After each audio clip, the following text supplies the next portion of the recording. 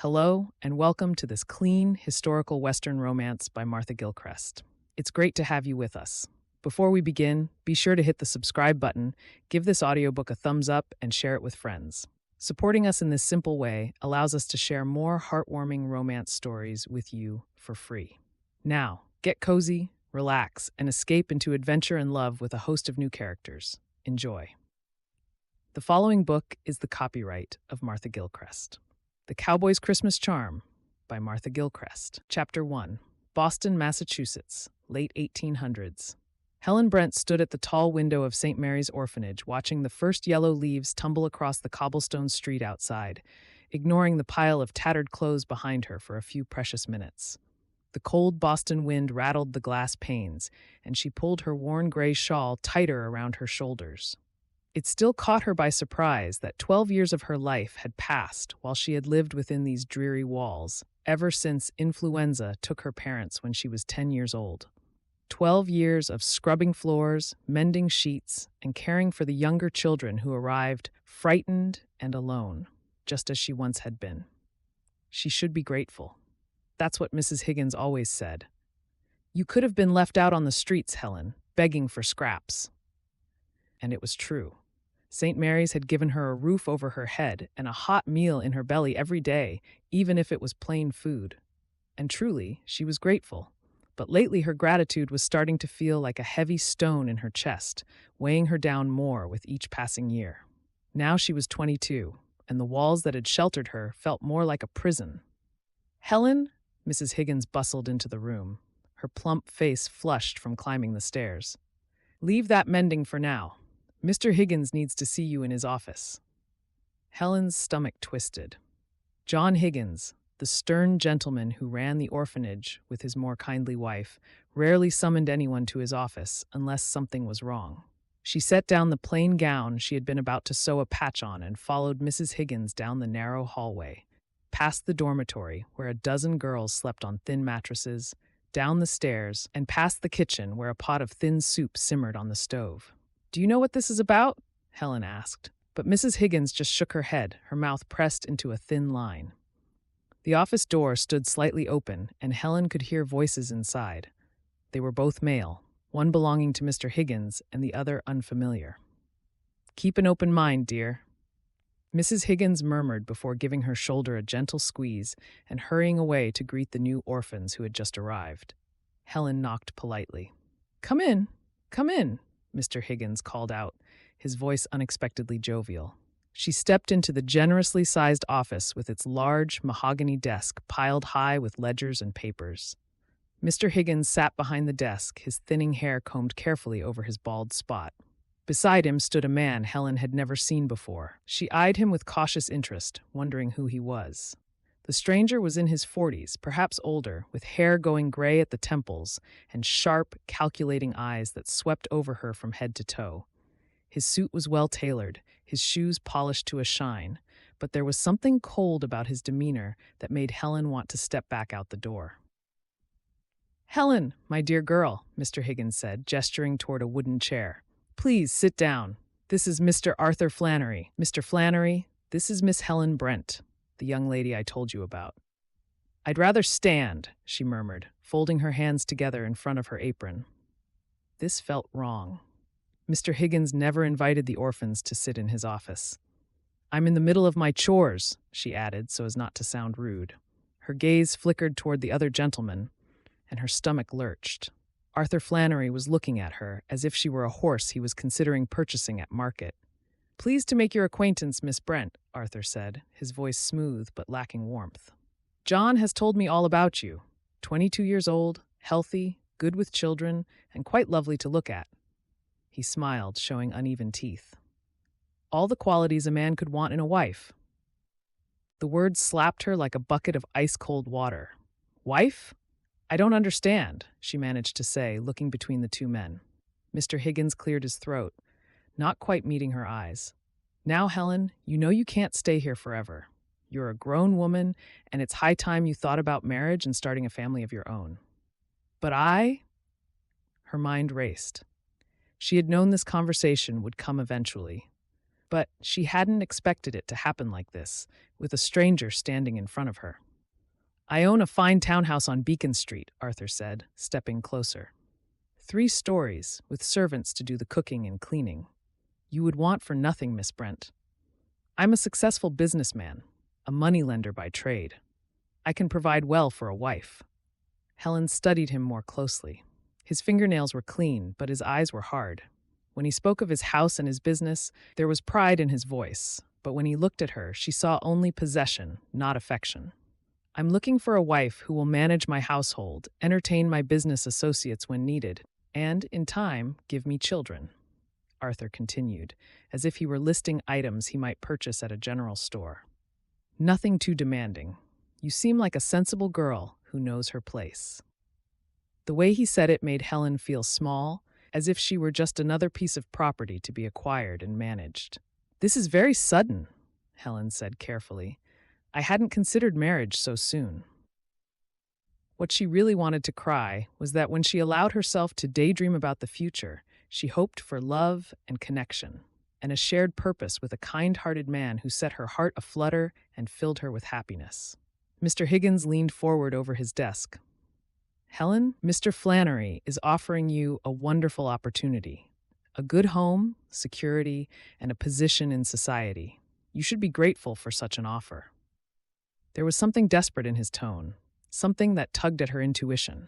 Sweat beaded on his forehead despite the cool air, and his hands trembled slightly. She had heard whispers among the other girls that Mr. Higgins sometimes went to the card tables downtown and wasn't always prudent with the orphanage's money, much of which was donated by charitable benefactors. A sick feeling settled in her stomach. She had a sneaking suspicion this wasn't about her future or her happiness. This was about something else entirely. "I would expect an answer soon," Arthur said, pulling a gold pocket watch from his vest and checking the time. "I'm a busy man, Miss Brent, and I don't have patience for silly games or false modesty. You're an orphan with no prospects and no family. I'm offering you a life far better than you could hope for otherwise." His words stung because they held a grain of truth. What prospects did she have? Stay at St. Mary's forever, growing old and gray while caring for other people's abandoned children? The thought made her chest tighten. "May I have some time to think about it?" Helen asked, though she already knew what her answer would have to be. What choice did she really have? "Of course," Arthur said, though his tone suggested he expected her gratitude, not hesitation. "I'll return in 3 days for your answer. John, I trust you'll help Miss Brent see reason." He marched briskly out, leaving an awkward silence in his wake. Chapter 2. Boston, Massachusetts, late 1800s. After Arthur Flannery left, Mr. Higgins slumped in his chair, relief washing over his face. "You'll say yes, won't you, Helen? It's a good match. Better than you could hope for. Is this about your gambling debts?" The words were out before Helen could stop them. Mr. Higgins's face flushed red. "That's none of your concern, girl. This is about your future. Arthur Flannery is willing to take you on, which is more generous than you deserve." He hadn't outright denied it. She felt shaky, as though her options were being denied and there was nothing she could do. "May I be excused?" Yes, but think carefully, Helen. This opportunity won't come again." She fled the office, her heart pounding. In the hallway, she pressed her back against the cold wall and tried to catch her breath. The thought of marrying Arthur Flannery, of belonging to that cold, calculating man, made her skin crawl. But what other choice did she have? The rest of the day passed in a blur. Helen went through her chores mechanically, scrubbing floors and folding laundry while her mind churned. That evening, she helped serve supper to the children, ladling watery stew into chipped bowls and cutting bread and adding a thin smear of butter. The younger ones chattered and laughed, unaware of the weight pressing down on her heart. Later, in the dormitory she shared with 3 other young women, Helen lay on her narrow bed and stared at the ceiling. She reached under her pillow and pulled out the one precious thing she owned, her mother's silver locket. It was small and delicate, with tiny flowers engraved on the front. Inside were 2 miniature portraits, one of her mother and one of her father, their faces forever young and happy. Her parents had given her the locket on Christmas Eve, just days before they fell ill. Helen remembered her mother fastening it around her neck, next to the warmth of the fireplace, with the smell of gingerbread wafting from the kitchen. "This is your lucky charm, Helen," her mother had said. "Keep it close to your heart, and we'll always be close, no matter where life takes you." It was as if her mama had known they didn't have much longer together. Helen traced the engraved flowers with her fingertip. She had survived 12 years in this place because she had believed that someday, somehow, things would get better. That someday she would have a home of her own, a family who loved her, a life worth living. But instead, she was as good as being sold to a man who saw her as little more than a servant he could also take to his bed, just to pay off Mr. Higgins' debts from the card tables. The thought made tears burn behind her eyes, but she blinked them away. She had learned long ago that crying solved nothing. The next afternoon, Helen was given permission to deliver baskets of food to some of the poorest families in the neighborhood. It was a task she usually enjoyed, a chance to escape the orphanage walls for a few hours. She walked through the narrow streets, past tenement buildings and shops with dirty windows, until she reached the address of an elderly widow who could barely walk. After leaving the basket of bread and vegetables, Helen was making her way back when she heard someone call her name. "Helen Brent, is that really you?" She turned to see a young woman hurrying toward her, a bright smile on her face and a carpet bag in her hand. It took Helen a moment to recognize her. "Jody Harper. What a wonderful surprise." "Yes, it's me." Jody threw her arms around Helen in an enthusiastic hug. "Oh, it's so good to see you. How long has it been? 3 years?" "At least," Helen said, pulling back to look at her old friend. Jody had left St. Mary's when she turned 18, taking a position as a housemaid for a wealthy family. She looked different now, more confident and happier, with a sparkle in her hazel eyes that Helen envied, as though she had shrugged off the stigma of being an orphan with remarkable ease. "You're looking well. Where are you off to with that bag?" Jody's smile grew even brighter. "Oregon. Can you believe it? I'm heading west on the train tomorrow morning. I'm going to be a mail-order bride." Helen blinked in surprise. "A mail-order bride? I've heard of such a thing, but what about the fact that you don't even know the man you're going to be married to?" "I know enough," Jody said, linking her arm through Helen's as they walked. "His name is Thomas Garrett, and he owns a general store in a town called Stony Creek. He wrote me the kindest letters, Helen. He sounds like a good man, hardworking and honest, and I'm so tired of being a housemaid, scrubbing floors and cleaning out fires for people who barely see me as human." She squeezed Helen's arm. "This is my chance for a new life, a real life, a home of my own, maybe children someday. Everything we used to dream about when we were girls at St. Mary's." Helen remembered those whispered conversations late at night. Two orphan girls imagining futures far away from the gray walls that confined them. But she had never imagined Jody would actually be brave enough to leave everything behind and head west to marry a stranger. "Aren't you frightened?" Helen asked. "Terrified," Jody admitted with a laugh. "But I'm more frightened of staying here and wasting my whole life in service to other people. At least out west, I'll have a chance at happiness." She stopped walking and turned to face Helen. "You should do the same. Get yourself a copy of the Matrimonial Times and look at the advertisements. There are plenty of good men out west looking for wives, the sort of men who will treat you with respect and kindness." "I don't know," Helen said slowly. "It seems so risky. Riskier than staying here?" Jody's eyes were kind, but knowing. "You're 22, Helen. What's going to happen to you? Are you going to spend the rest of your life at St. Mary's?" The words echoed what Arthur Flannery had said, but coming from Jody, they felt different. Not cruel, but honest. "Think about it," Jody said, giving her another quick hug. "I have to go. My train leaves early tomorrow. But please, Helen, think about it. You deserve better than this." Helen watched her friend hurry away, carpet bag bouncing against her hip, heading toward a future full of possibility and adventure. When she returned to St. Mary's, Mr. Higgins was waiting for her in the hallway. "Helen, a word." He pulled her aside, his voice low and urgent. "Have you thought about Mr. Flannery's offer?" "I've thought about little else." Her heart sank at the desperate glint in Mr. Higgins' eyes. "Good, because he's a very generous man. But you must understand, there are only two paths for you now. You can marry Mr. Flannery and have a comfortable home, or—" he paused, his expression uncomfortable, "or you can stay here at St. Mary's as the new matron. Miss Dobbs is retiring next month, and we need someone to take her place." Become the new matron? Helen's heart sank further. Miss Dobbs was a sharp-tongued woman who had never married, who spent her days managing the orphanage's accounts and disciplining the children. She was lonely and bitter, and everyone avoided her when possible. "It's steady work," Mr. Higgins said quickly.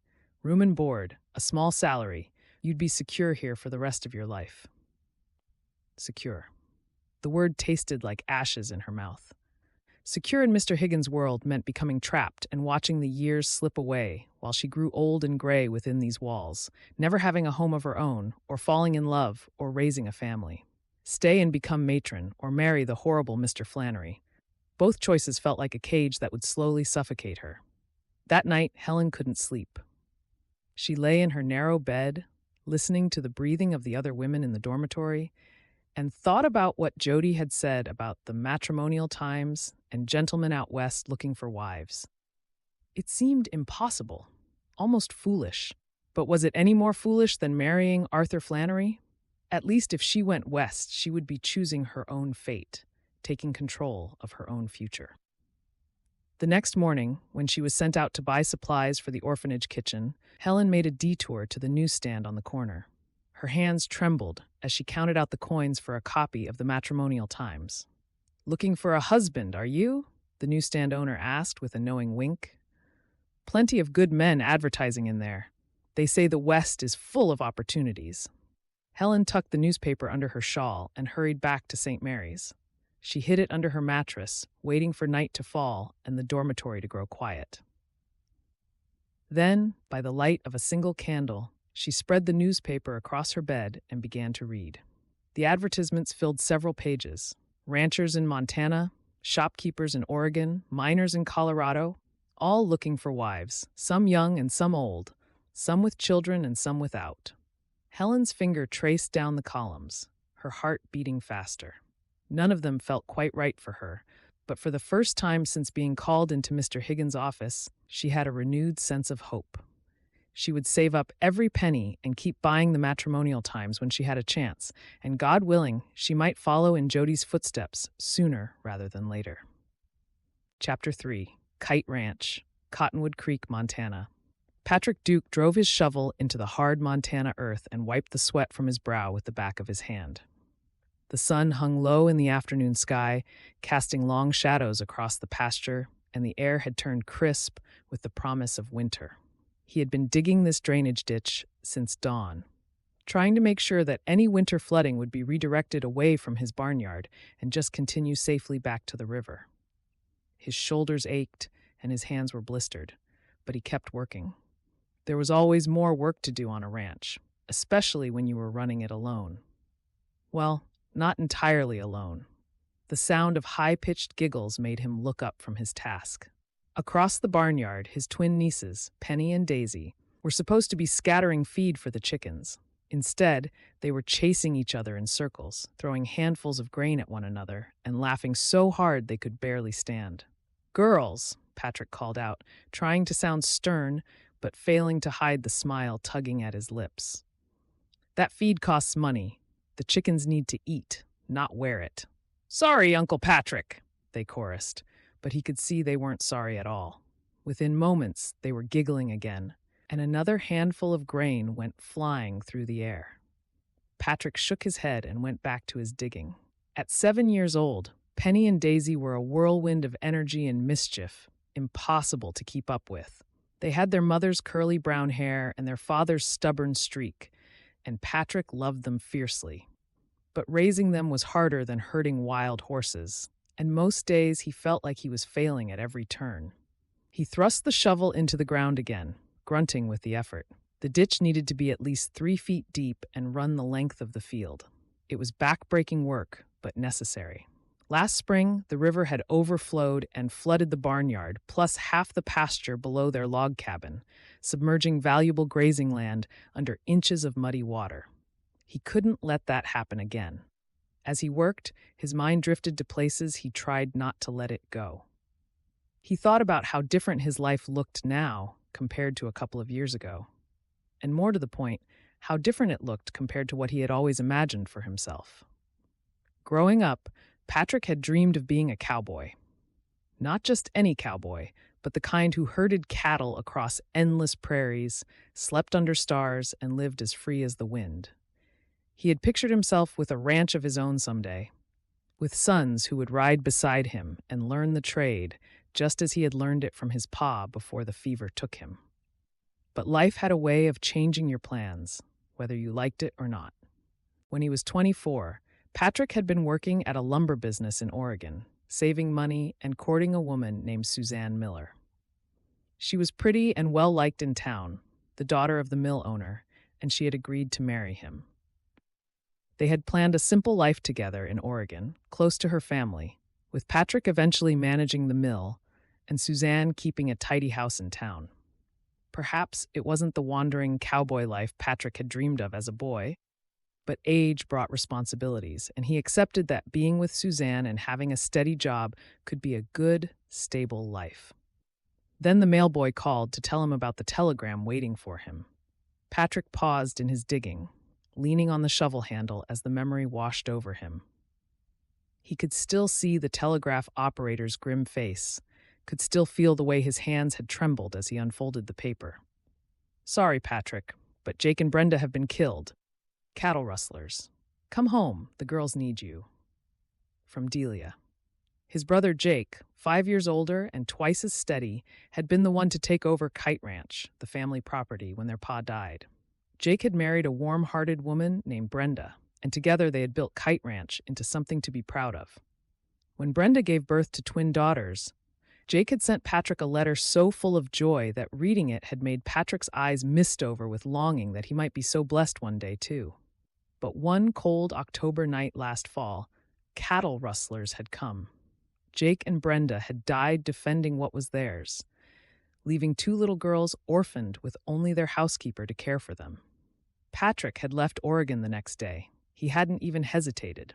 Suzanne had begged him to stay, saying they could send money to hire someone younger than Delia to care for the girls, and that he didn't need to throw away a future with her for children who weren't even his own. What Suzanne never understood was that, in that instant, Daisy and Penny became his own. They were his blood, his brother's daughters, and there was no question in Patrick's mind about what he had to do. Suzanne had broken off their engagement 2 weeks after he arrived in Montana.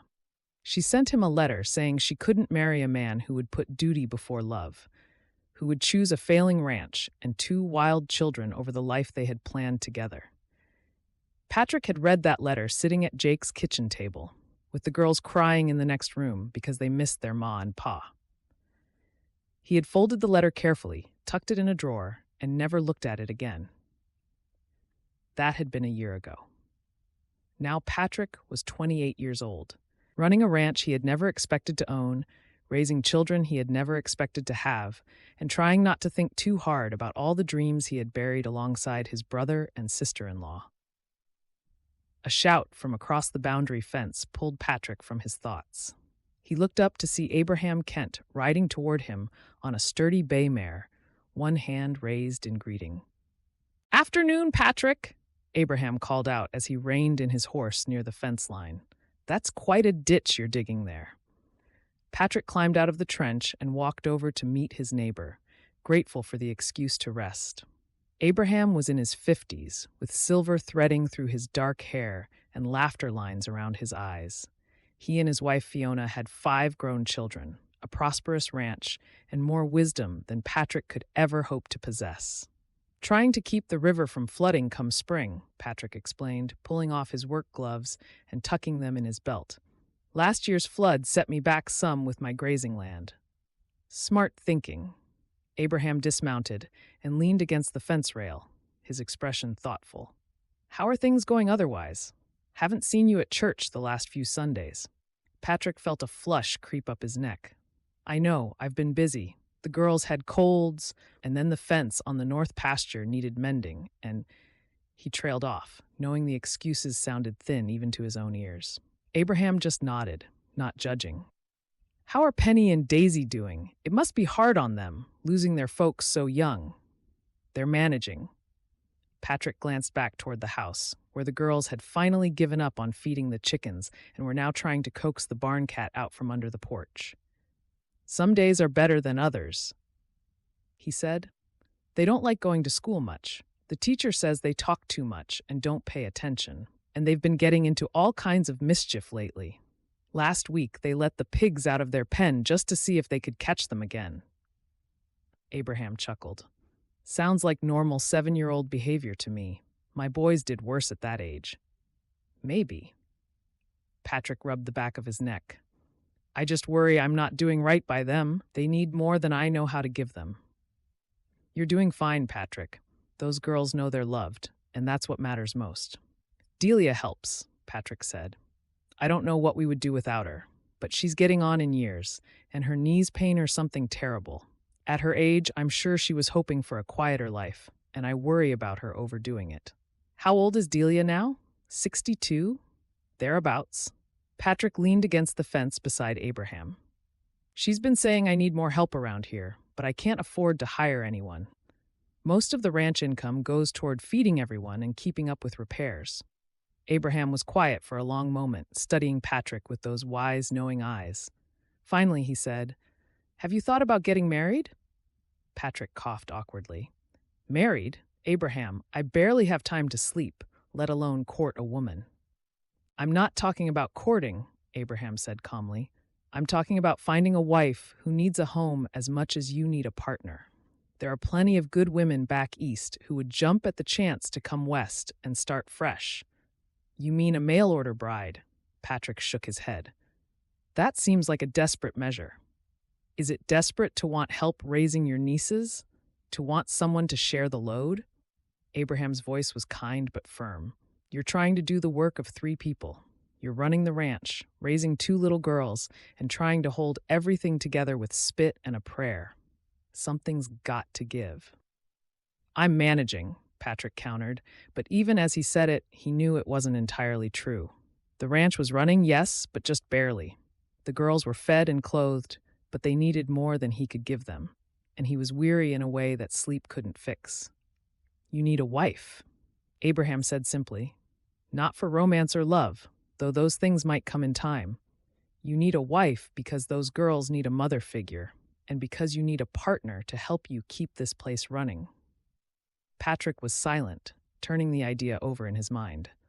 The thought of being engaged again and bringing a stranger into the delicate balance of his home and his life made his chest tighten. He had loved Suzanne, or thought he had, and look how that had turned out. She had left him when things got hard. What was to stop a mail-order bride from doing the same? I'm not ready for romance, Patrick said finally. My heart's not in it, Abraham. It wouldn't be fair to marry a woman when I've got nothing to offer her but work and responsibility. Who said anything about romance? Abraham smiled gently. I'm talking about partnership, companionship, 2 people working together toward a common goal. My own ma and pa started that way, you know. They married sight unseen, her coming from Kentucky and him already settled in Kansas. She used to say they learned to love each other slowly, like bread rising. Took time, but it was solid love when it came. Patrick looked out across his land, with the mountains rising in the distance and the fields that needed tending. He thought about Penny and Daisy, who needed clean clothes and help with their lessons and someone to braid their hair in the mornings. He thought about Delia, growing older and frailer with each passing month. I don't know, he said quietly. It seems like a lot to ask of a stranger. Then don't think of it as asking, Abraham said. Think of it as offering. You're offering a home, security, and a chance to be part of a family. There are women out there who would give anything for that. A kind-hearted woman who currently has nothing and no one might just be very happy for such an opportunity. Patrick wanted to argue, but the words stuck in his throat. Maybe Abraham was right, and he was being stubborn and foolish, trying to do everything himself when there was a practical solution right in front of him. The girls need a mother figure, Abraham continued. They need someone to teach them things you can't, like how to be young ladies and keep a house and grow up to become women of faith and good character. Delia's doing her best, but she's not going to be around forever. You need to think about the future. I know, Patrick admitted. I don't want to make the wrong choice, for them or me. Then pray on it, Abraham said, straightening up and gathering his horse's reins. Ask God to guide you. If it's the right path, he'll make it clear. And if you decide to place an advertisement, you know there's a matrimonial agency in town. Esther McKinnon runs it out of her shop. She's helped plenty of men find good wives. Patrick nodded slowly. I'll think about it. That's a good start. Abraham mounted his horse and tipped his hat. Come by for supper sometime soon. Fiona would love to see you and the girls. And don't be so hard on yourself. You're doing better than you think. Patrick watched his neighbor ride away, the words settling over him like a warm blanket. He stood there for 10 long minutes, looking at the ranch that was now his responsibility, thinking about the brother who had built it, and the nieces who deserved better than a tired, overwhelmed uncle who could barely keep his head above water. The sun was setting now, painting the sky in shades of orange and pink. Patrick walked across the yard to where his brother and sister-in-law were buried, beneath an old oak tree that overlooked the valley. 2 simple wooden crosses marked their graves, and wildflowers had grown up around them over the summer. Patrick knelt down, his work-worn hands resting on his knees. I'm trying, Jake, he said quietly. I'm trying to do right by your girls, but I'm not you. I don't know how to be what they need. He paused, his throat tight. Abraham thinks I should get married and bring in someone to help raise them properly. I don't know if it's the right thing to do, but I'm running out of options. The wind whispered through the leaves, and Patrick closed his eyes. He thought about Penny and Daisy's laughter, Delia's tiredness while she claimed to not feel weary, and how good it would be to have someone to share his life with. He thought about how lonesome he'd felt lately, with the empty space at their dinner table and the quiet evenings with no one to talk to. Maybe Abraham was right. Maybe it was time to stop trying to do everything alone. When Patrick opened his eyes, the first stars were appearing in the darkening sky. He stood up, brushing dirt from his knees, and made himself a promise. Tomorrow, he would ride into Cottonwood Creek and visit Esther McKinnon's matrimonial agency. He would place an advertisement for a wife, not because he was looking for love or romance, but because he needed help. Because Penny and Daisy needed more than he could give them alone. And maybe, if he was lucky, he would find a woman who needed them just as much as they needed her, and romance would blossom. Patrick walked back toward the house, where lamplight glowed warm in the windows, and he could hear the girls arguing about whose turn it was to set the table. Delia would be in the kitchen, moving slowly, trying to get supper on before full dark. He would help her tonight, like he did every night, but tomorrow, he would take the first step toward getting the help they all needed. He would stop trying to carry everything alone. Chapter 4. Boston, Massachusetts. Helen thought back over the last few weeks and how much had changed. After only her second purchase of the Matrimonial Times, one advertisement had jumped out at her. Patrick Duke, Montana rancher seeking wife and mother for orphaned nieces, must be kind, hardworking, and willing to make a home on the frontier. While romance is never guaranteed, God will bring love to those who are meant to be together. Write to Kite Ranch, Cottonwood Creek, Montana Territory. She had read the words 3 times. Orphaned nieces. The phrase tugged at something deep in her chest. She knew what it felt like to be orphaned, to lose everything and everyone you loved. If she went west to marry this Patrick Duke, she wouldn't just be getting a husband. She would be giving those little girls what she had lost long ago. A mother's love. Helen could still remember how her hands had trembled as she decided to take a chance on herself and wrote her reply by candlelight.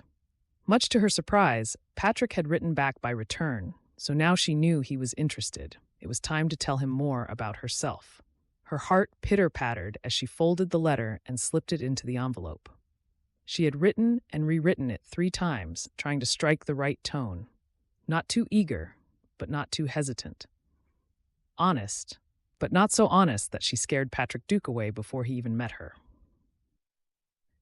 Dear Mr. Duke, Thank you for considering my letter in reply to your advertisement and your interest in my situation. I am 22 years old and have lived at St. Mary's Orphanage since I was 10, after losing my parents to influenza. I have helped care for the younger children here for many years, so I am comfortable with children and understand the patience and kindness they require. I will be honest with you. I am writing because I need to leave Boston, and you are offering a home and a purpose. I do not expect romance or grand declarations. I understand you need a mother for your nieces and a partner to help with the ranch. I believe I could be that person if you are willing to give me a chance. I am not afraid of hard work or frontier life.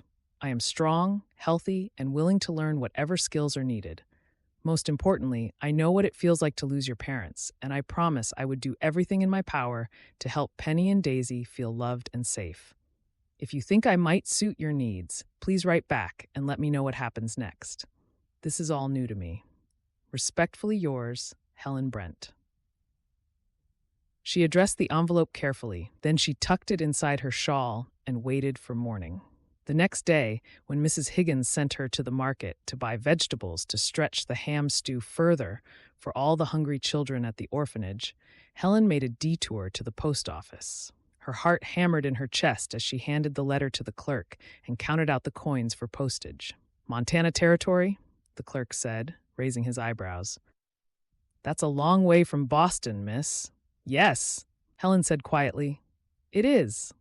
She gulped, hoping it wasn't a terrible mistake. But with every step on her return to St. Mary's, she felt more confident. Very soon, her letter would arrive at Kite Ranch in Cottonwood Creek, and Patrick Duke would read her words and decide whether she was worth the risk.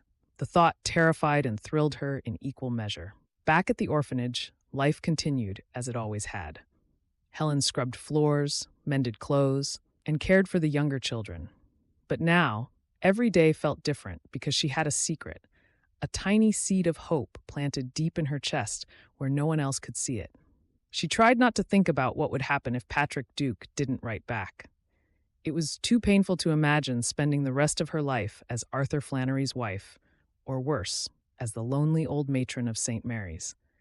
Instead, she touched her mother's locket and prayed. 2 weeks passed before the reply came. Helen was hanging laundry in the cold wind of the yard behind the orphanage when Mrs. Higgins called her inside. "You have a letter," she said, with a curious expression. "From Montana Territory. Who do you know out west?" Helen's heart leaped into her throat. "An old friend," she lied quickly, "from before I came to St. Mary's." "Really?" Mrs. Higgins looked skeptical but handed over the envelope. Helen clutched it to her chest and hurried upstairs to the dormitory, not trusting herself to wait even a moment longer. Her hands shook as she tore open the envelope and unfolded the single sheet of paper inside. Patrick Duke's handwriting was strong and straight, each letter carefully formed. "Dear Miss Brent, thank you for your letter. I appreciate your honesty and your willingness to consider this arrangement. I will be equally honest with you. As my advertisement hinted at, I am not looking for romance or a love match. My nieces need a mother, and I need help running the ranch. If you can provide those things, then I believe we could have a successful partnership. Penny and Daisy are 7 years old, full of energy and mischief. They lost their parents a year ago, and they are still grieving in their own way. They need someone patient and kind, someone who will love them even when they are difficult. If you think you can be that person, then I would like to continue this correspondence. Tell me more about yourself. What do you enjoy? What do you hope for in this arrangement? I look forward to hearing from you. Respectfully, Patrick Duke." Helen read the letter 3 times, studying each word. His tone was formal, almost businesslike, but there was something underneath it, something careful and guarded, as if he had been hurt before and was determined not to be hurt again. She understood that feeling all too well. That night, by candlelight, Helen wrote back. She told him about growing up at the orphanage, about learning to cook, sew, and care for children. She confided that she enjoyed reading when she could find books and that she loved children and had always dreamed of having a family of her own. After much thought, she added that she thought her greatest strength was her determination, but at times it could tip over into stubbornness. She didn't tell him about Arthur Flannery or John Higgins's gambling debts. That felt like too much truth too soon. The letters continued over the next few weeks as the mail made its slow way across the country. Patrick's letters were always brief and practical, asking questions about her skills and experience, telling her about life on the ranch and what would be expected of her. He never mentioned love or hinted at affection or romance. But his letters were kind in their own way, and Helen found herself looking forward to them more than she wanted to admit. Meanwhile, John Higgins was growing more insistent. "Arthur Flannery came by again today," he said one evening, cornering Helen in the hallway. "He's asking when the wedding will be. He's been very patient, Helen, but his patience is wearing thin. I've already suggested a date he's happy with." "But I told him I needed time to think," Helen mumbled, her stomach twisting with anxiety. "You've had time, weeks of time." John's face was red, and Helen could smell whiskey on his breath. "He's offering you a good home and a respectable position. Most girls in your situation would be grateful." "I am grateful," Helen lied. "I just want to be sure." "Well, be sure quickly," Higgins snapped. "Arthur wants an answer by the end of the month, and I expect you to say yes.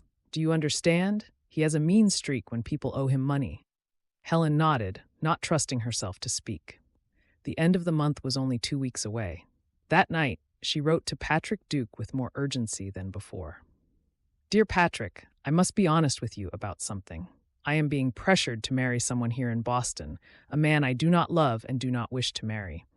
If I am to come west, it must be soon. I understand this may seem like I am rushing you, and I apologize for that. But I need to know if this arrangement between us has a future, or if I should make other plans. Please understand, I am not trying to trap you or force your hand. I simply need to know where I stand. Yours truly, Helen." She mailed the letter the next morning and then waited on tenterhooks for his reply. Every day felt like an eternity. Arthur Flannery came to dinner at the orphanage twice, and both times he sat across from Helen at the dining table and talked about his plans for their future, as if her agreement were already a settled fact. He spoke of the servants he would hire, what he would expect from her to help with his social events with business acquaintances, and exactly how Helen would dress and behave as his wife. Helen smiled and nodded and felt sick inside. Finally, 10 days after she had sent her urgent letter, the reply came. Helen was in the kitchen chopping apples when Mrs. Higgins brought it to her. "Another letter from Montana," she said, her tone disapproving. "I hope this friend of yours isn't putting ideas in your head about running off west. You belong here, Helen, and you have responsibilities." "Yes, ma'am," Helen murmured, taking the envelope with trembling fingers. She waited until Mrs. Higgins left, then set down her knife and tore open the envelope. Inside was a letter and something else. Money for her train ticket, with extra for accommodation on the way. Helen's breath caught in her throat as she read the letter. "Dear Helen, I received your letter, and I understand your situation, and mine has become more urgent as well. So in that regard, we are in tune with one another. I need a wife and a mother for my nieces. You need a secure home and a fresh start. I believe we could help each other. I am proposing marriage, not a love match, but a partnership built on mutual respect and shared responsibility. I will provide for you and protect you. In return, I ask that you care for Penny and Daisy as if they were your own and help me run the ranch. I cannot promise you romance or grand gestures, but if you are willing to accept that, then please come west. I have enclosed everything you need to travel to Cottonwood Creek. If you accept my proposal, send a telegram letting me know when you will arrive, and I will meet you at the station. I hope this is what you are looking for, and who knows, perhaps with God's grace, we can build something good together. Respectfully, Patrick." Helen read the letter twice, letting out a long sigh of relief. This rugged rancher was offering her exactly what she had asked for: safety, security, a home, and a purpose with 2 little girls who needed a mama. He wasn't offering love, but maybe love could come later, and after they had built a life together, something deeper might grow between them. And even if it didn't, she told herself that it would still be better than marrying Arthur Flannery. Helen made her decision in that moment, standing in the orphanage kitchen with apple skin peelings on the counter. She would go west to marry Patrick Duke, just like Jody had urged her to do. And she would build a new life in Montana, far away from St. Mary's or the cold prison of a life with Arthur Flannery. The next few days passed in a blur. Helen told no one of her plans. She continued her chores as usual, smiled when expected to smile, and counted down the hours until she could leave. She packed her few belongings in secret. A couple of changes of clothes, her mother's locket, a Bible her parents had given her, and the letters from Patrick Duke. Everything she owned in the world fit into a small carpet bag. On her last evening at St. Mary's, John Higgins cornered her again. "Arthur wants an answer tomorrow," he said, his tone sharp. "No more delays, Helen. You tell him yes, or you accept the position as matron. Those are your only choices." "I understand." She found it hard not to smile and nodded instead, hurrying away in case he suspected something. Helen went to bed early that night, lying in her narrow bed with her eyes wide open, listening to the other young women in the dormitory breathing steadily in deep sleep. She waited until the church bells chimed midnight, then rose silently and dressed in the dark. Her carpetbag was already packed and hidden under her bed. She pulled it out carefully, not wanting to wake anyone. Then she took one last look around the dreary room that had been her home for 12 years. She felt nothing. No sadness or regret. St. Mary's had given her shelter, but little more. Helen tiptoed down the stairs, avoiding the creaky third step, and let herself out the side door. The night air was cold and sharp, and she could see her breath misting in front of her face. The first snowflakes of the season were starting to fall, dusting the cobblestones with white. The streets were mostly empty at this hour as she headed toward the train station. A few drunks stumbled out of taverns, and a police officer walked his beat with a lantern, but she kept her head down and walked quickly, clutching her carpetbag close.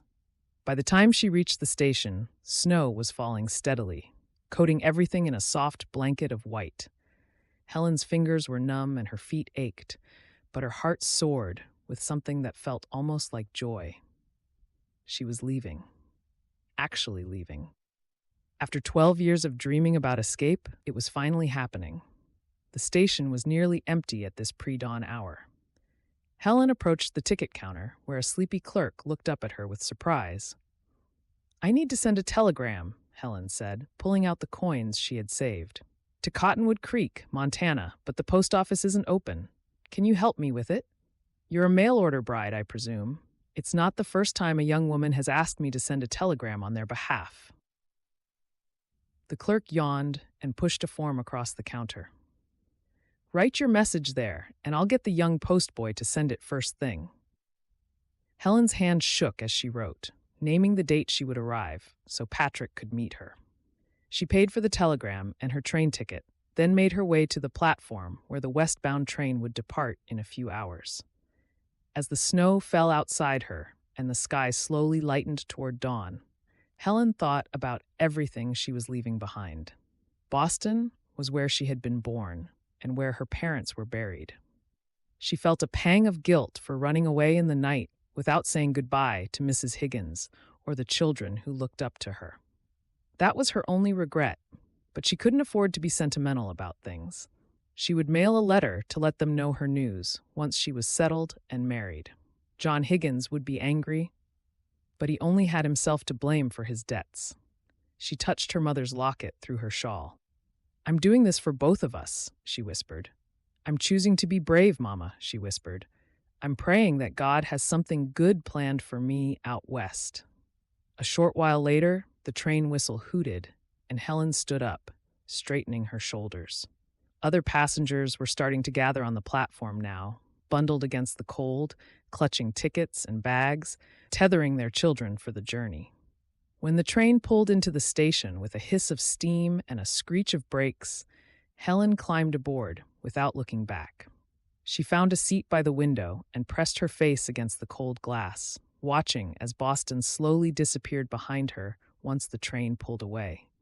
The buildings grew smaller, then gave way to countryside, then to wilderness. Helen had never been outside of Boston in her entire life. Everything she saw now was new and strange and wonderful. Fields covered in snow, forests of bare trees, small towns with church steeples and smoking chimneys. As the miles rolled by and Boston faded further and further into the distance, Helen made herself a promise. She would never go back.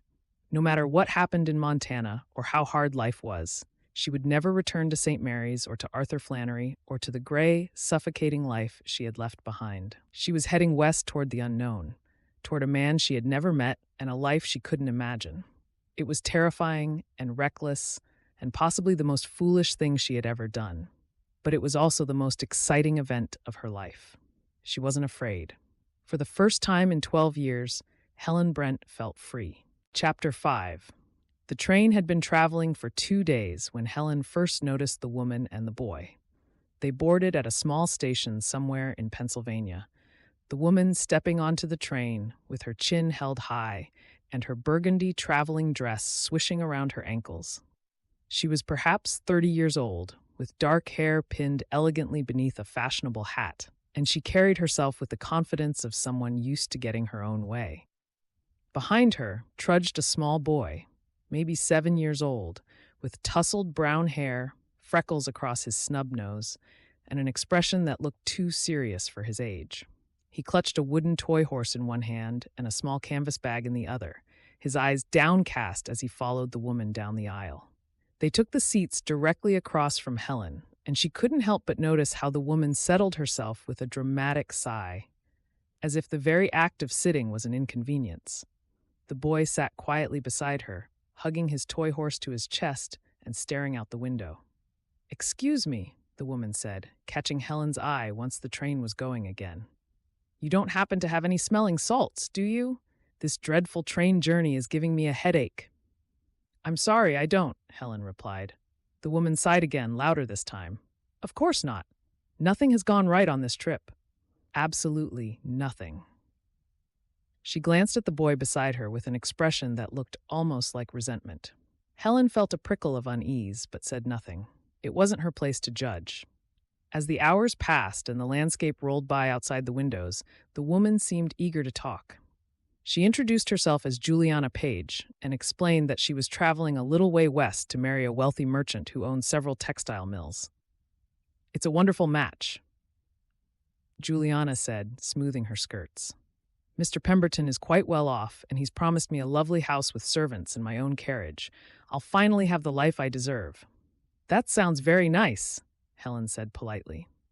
"It would be perfect," Juliana continued, her voice turning bitter, if it weren't for this complication.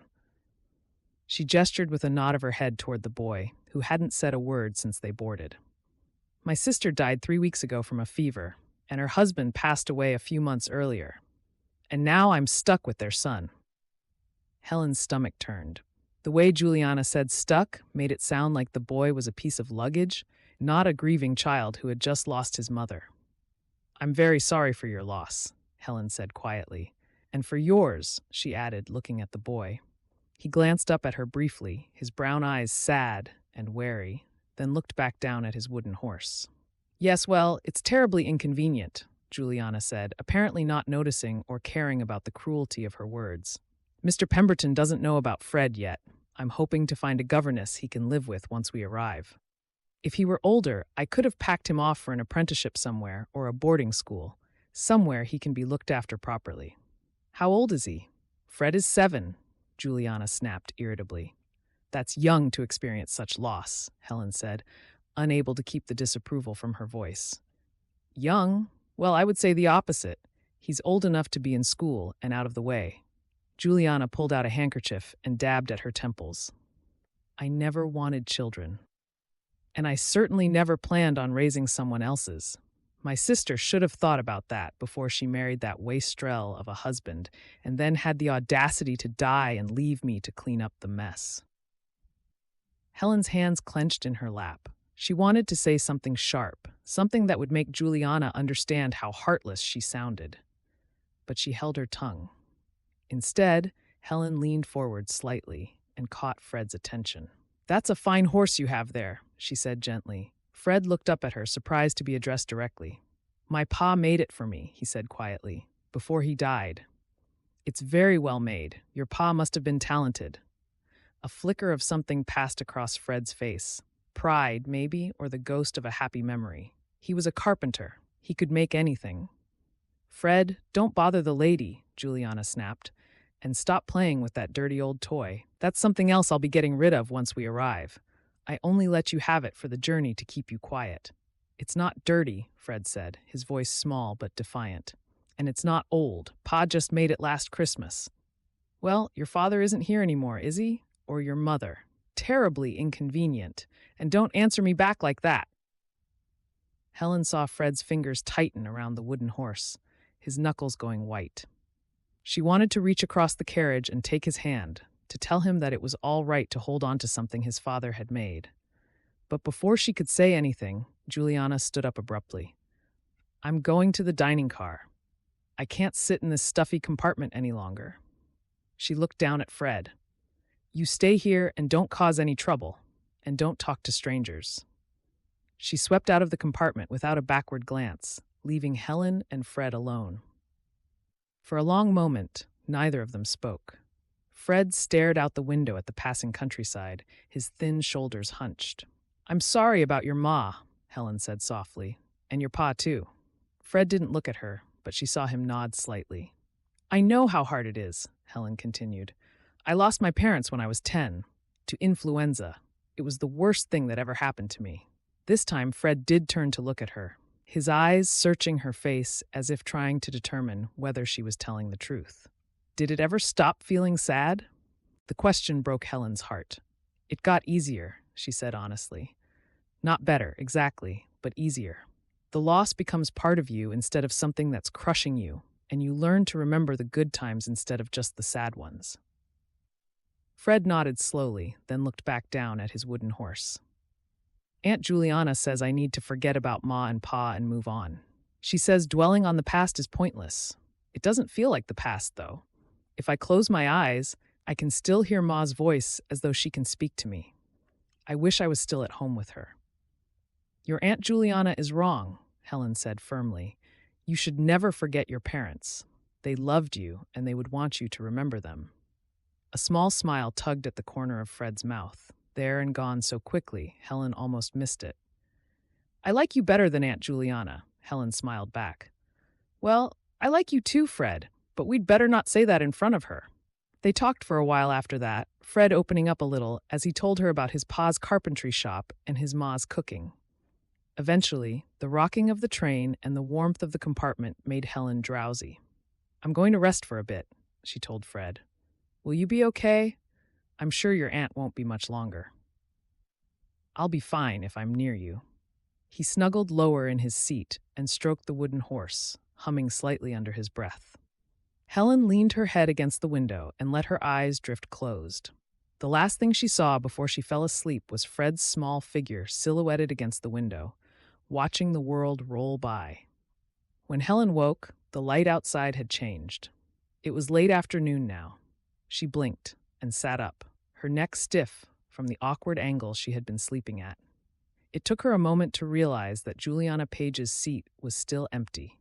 She looked around the compartment, thinking perhaps the woman had gone to the dining car again or to stretch her legs, but Fred was still there, sitting in the same position as before. And when Helen looked at him more closely, she saw tears streaming down his thin face. "Fred?" Helen leaned forward, alarmed. "What's wrong? Where's your aunt?" Fred's voice was barely a whisper. "She's gone." "Gone where?" "Just gone." Fred wiped at his eyes with the back of his hand, trying to stop crying, but failing. "We stopped at a station while you were sleeping, and she got off. She said she'd be right back, but then the train started moving again, and she wasn't on it. I saw her through the window, standing on the platform with her bags, talking to a tall gentleman. She was watching the train leave, then they kissed. It must have been Mr. Pemberton." Horror washed over Helen. "She left you on purpose?" Fred nodded miserably. Helen clasped her hands together and took a deep breath to hide her disgust. How could anyone be so cruel? Before she could say anything more, the conductor appeared in the doorway of the compartment. "Excuse me, miss," he said. "I need to speak with you about the boy." Helen stood up, positioning herself slightly in front of Fred. "What about him?" A woman got off at the last stop and told the station master that she had to leave unexpectedly due to a family emergency, and that the boy would be fine traveling alone to Cottonwood Creek, the conductor said grimly. Children can't travel unaccompanied. It's against the rules. I'll have to put him off at the next station unless someone takes responsibility for him. Put him off? Helen repeated, horrified. He's 7 years old. You can't just abandon him at some strange station in the middle of nowhere. I don't make the rules, miss. I just enforce them. He sighed. Unless you're willing to take responsibility for him, I don't have a choice. Helen looked down at Fred, who was staring up at her with desperate, hopeful eyes. She thought about Patrick Duke's letter, about how he was raising his orphaned nieces. Surely one more child wouldn't make that much difference? I'll take responsibility for him, Helen heard herself say. He can come with me to Cottonwood Creek and stay at the ranch. I won't leave him to fend for himself. It wouldn't be right. The conductor raised his eyebrows. You're sure about that, miss? That's quite an undertaking. I'm sure, Helen said firmly. Fred is under my care now. All right, then. The conductor pulled out a small notebook and made a note. I'll need your name and destination for the records.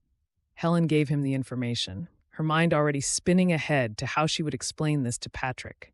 She had agreed to come west and care for his nieces, not to show up with an additional orphaned child in tow. But what else could she do? She couldn't let Fred be put off the train like unwanted baggage. After the conductor left, Helen sat back down beside Fred. You're coming with me, she said, to Montana, to a place called Cottonwood Creek. Fred's eyes widened. Really? You mean it? I sure do. Helen took his hand, feeling how small and cold it was in hers. I'm going to marry a rancher named Patrick Duke. He has twin nieces about your age who need a mother. I think there's room for one more child who needs a home. What if Mr. Duke doesn't want me? The same as Aunt Juliana and Mr. Pemberton? Fred's question was laden with worry. Helen squeezed his hand. Then we'll figure something else out. But I promise you, Fred, I won't abandon you. Whatever happens, we'll face it together. I told you I was an orphan, so maybe this was meant to be. Fred threw his arms around her waist in a fierce hug, and Helen felt tears sting her eyes. She hugged him back and made a silent vow that she would protect him the best she could.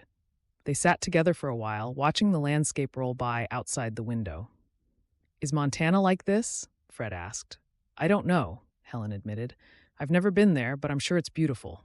Do you think Mr. Duke will be nice? I think so. I hope so, Helen said softly.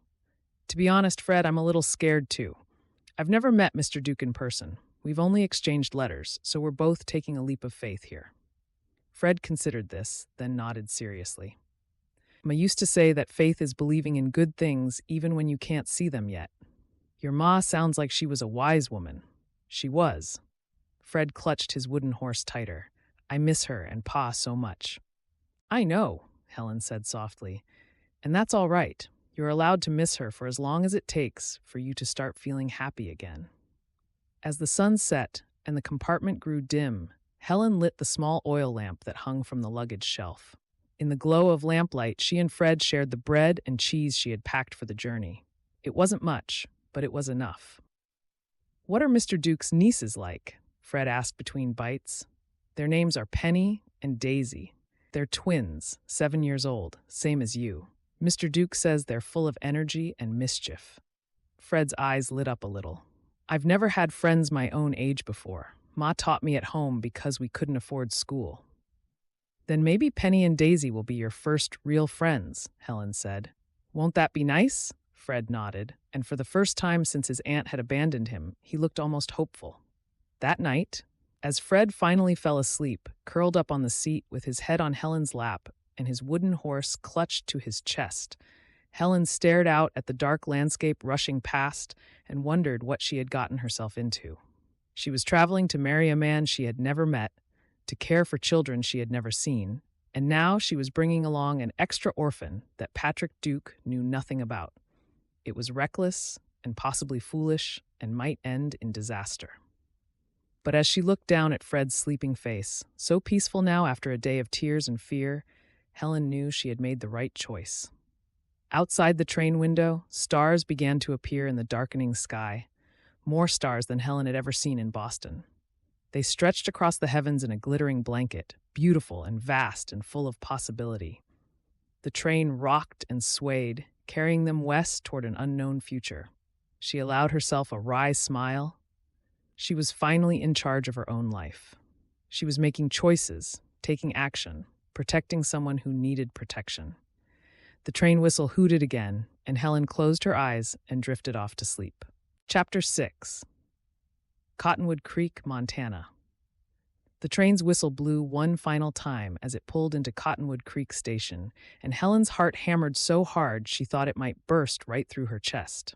She pressed her face to the window, trying to catch her first glimpse of the man she had traveled so far to marry. The station was small compared to Boston, but bustling on the platform. And there was a generously sized station building with an office and waiting room. Porters hurried by with handcarts of luggage. A few people stood waiting for passengers, bundled against the cold wind. And there, standing apart from the others, was a tall man in a wide-brimmed hat, watching carefully as the train edged forward alongside the platform. Her heart skipped a beat. Patrick Duke. It had to be him. "Do you think that's Mr. Duke?" Fred whispered, peering past her. "I think so," Helen said, her mouth suddenly dry. The train shuddered to a stop, and Helen gathered her carpet bag with trembling hands. Fred clutched his wooden horse and his small canvas bag, staying close to her side as they made their way down the carriage, then out onto the platform. The Montana air made her gasp. It was so cold and clean it took her breath away. The sky was enormous, a pale blue that stretched endlessly overhead, and in the distance she could see mountains rising up, their peaks dusted with snow. It was nothing like Boston, with its crowded streets and gray buildings. This was wild and open and beautiful in a way that made her chest tighten. "Miss Brent?" Helen turned to find Patrick Duke standing a few feet away, his hat in his hands. He was taller than she had imagined, broad-shouldered and solid, with brown hair that curled slightly at his collar and steady brown eyes that studied her with careful reserve. "Mr. Duke," Helen said, her voice coming out higher than intended. She cleared her throat and smiled. "It's good to finally meet you." "Likewise." Patrick's gaze shifted to Fred, and his eyebrows rose slightly. "I wasn't expecting you to bring anyone with you." Helen's stomach dropped.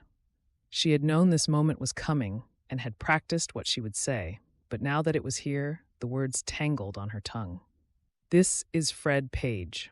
He's not really with me. I mean, he is now. His mother died, making him an orphan, and his aunt abandoned him on the train. The conductor said they would have to put him out at the next station, so I couldn't just leave him, Mr. Duke. In a perfect world, I would have sent you a telegram from one of the stops along the way, but I thought, what with you caring for your nieces, you would understand." She trailed off, watching Patrick's face for any sign of anger or rejection. But his expression remained unreadable, those steady eyes moving from Fred's freckled face to his worn clothes to the wooden horse clutched in his small hands. "How old are you, son?" Patrick asked. "7, sir," Fred said quietly. "I'll be 8 in March." Patrick was silent for a long moment, and Helen held her breath. Then he nodded once, as if coming to a decision. "Okay, we'll sort it out." He reached for Helen's carpet bag. "Let me take that. The wagon's just over here." Relief flooded through Helen so powerfully that her knees went weak. "Thank you," she said. "Thank you so much, Mr. Duke."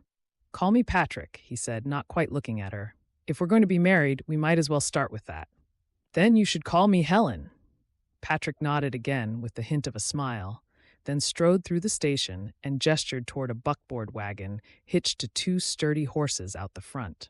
He helped Helen up onto the seat, his hand warm and calloused against hers, then lifted Fred into the back where he could sit on a pile of blankets. The ride to Kite Ranch was quiet and awkward. Patrick drove the wagon with his attention fixed on the road, and Helen sat beside him trying to think of something to say that wouldn't sound foolish. "The mountains are beautiful," Helen finally ventured, trying to remind herself that he was probably as nervous as she was. "Just as you told me in your letters." "Yes, ma'am. And the sky is so big. It is." Helen bit her lip and tried again. "Your letters mention that Penny and Daisy are energetic. Are they excited to meet me?" "I told them someone was coming to help out. Patrick said carefully. I didn't want to get their hopes up too much in case... He didn't finish the sentence, but Helen understood, in case she didn't like it here and decided not to stay. I won't change my mind, Helen said, lifting her chin in a determined fashion. I came here to make a new life, and that's what I intend to do. Nothing could make me go back east. Patrick glanced at her then, really looked at her for the first time, and something flickered in his eyes. Surprise, maybe, or hope, or relief. But it was gone so quickly, she couldn't be sure. The ranch is about 5 miles from town, Patrick said. We've got cattle and horses, some chickens and pigs. Delia Barnes is my housekeeper. She's been helping with the girls, but she's getting on in years and her health isn't what it used to be. I'm looking forward to meeting everyone, Helen said. We both are, she added, wanting Fred to feel included. In the back of the wagon, Fred sat quietly, his eyes wide as he took in the vast landscape rolling past. Helen turned to check on him, and he gave her a beaming smile. When they finally turned onto a track that led to a cluster of buildings, Helen's first thought was that it looked like a painting. The main house was a sturdy log cabin with smoke curling from the chimney. There were several barns, a chicken coop, a corral, and fenced pastures surrounding the property, where cattle and horses grazed peacefully against the backdrop of the mountains beyond. This is Kite Ranch, Patrick announced, with a mixture of pride and wonder. I never imagined I would take over, but that's how things turned out, and I love the place. I can see why. Helen's heart lifted at how much nicer it was compared to what she had fled from. Patrick brought the wagon to a stop in front of the house, and almost immediately, the front door burst open. 2 identical girls with curly brown hair came tumbling out, their faces alight with curiosity. Uncle Patrick, you're back, they called in unison. Is that her? Is that the lady from the letters? Slow down, girls, and remember I said her name is Miss Brent. Patrick chuckled with warmth in his voice that hadn't been there before. He climbed down from the wagon and helped Helen down, then lifted Fred out of the back. The twins skidded to a stop a few feet away, staring at them with wide eyes. They were dressed in simple calico dresses and scuffed boots, with smudges of either dirt or chocolate on their cheeks. It was hard to tell. Girls, this is Miss Helen Brent, Patrick said, and this is Fred Page. They've come a long way to meet you, so let's make them feel welcome. Hello, Penny said, though Helen wasn't entirely sure which twin was which. Are you going to be our new ma? Penny, Patrick's face flushed. That's not polite. But you said she was coming to help look after us, but not as a governess or anything like that? Daisy said with a giggle. Isn't that what mothers do? Before Patrick could respond, the front door opened again, and an older woman stepped out. She had silver hair pinned up in a neat bun and a kind, weathered face that broke into a warm smile when she saw Helen. You must be Miss Brent, she said, wiping her hands on her apron. I'm Delia Barnes. Welcome to Kite Ranch. You must be exhausted after such a long journey, but you're home now. Thank you. Helen felt a surge of gratitude for the genuine warmth in Delia's voice and her choice of words to make them feel welcome. Please call me Helen. Delia's eyebrows twitched up as she took in Fred standing close to Helen's side. And who's this young man? I didn't realize you had a brother. Oh no, I don't have siblings. This is Fred. Well, it's a long story, but he's with me now. I couldn't let him be an abandoned orphan. The more the merrier, Delia said without hesitation, her cheeks dimpling with a broad smile. Come inside, all of you. It's too cold to be standing out here chatting, and I've got hot cocoa on the stove. The inside of the cabin was warm and cozy, with a fire crackling merrily in the stone fireplace and simple but sturdy furniture arranged around it.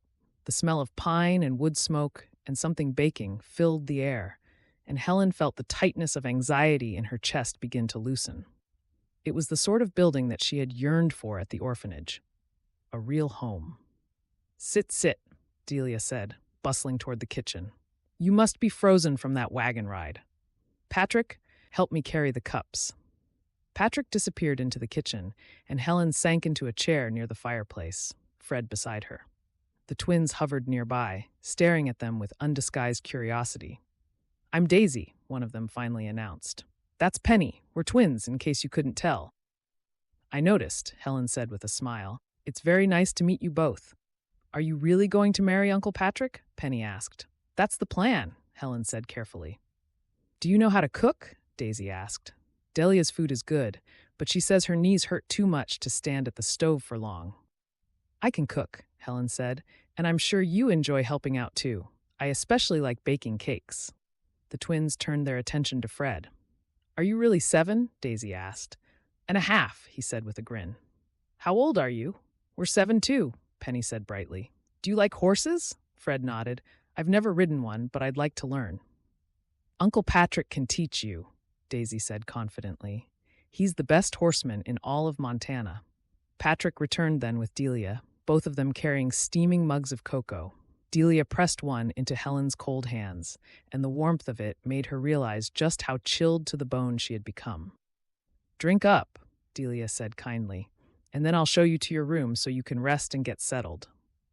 Thank you, Helen said, wrapping her hands around the mug. You're very kind. Nonsense. You've had a long journey, and we're glad to have you here.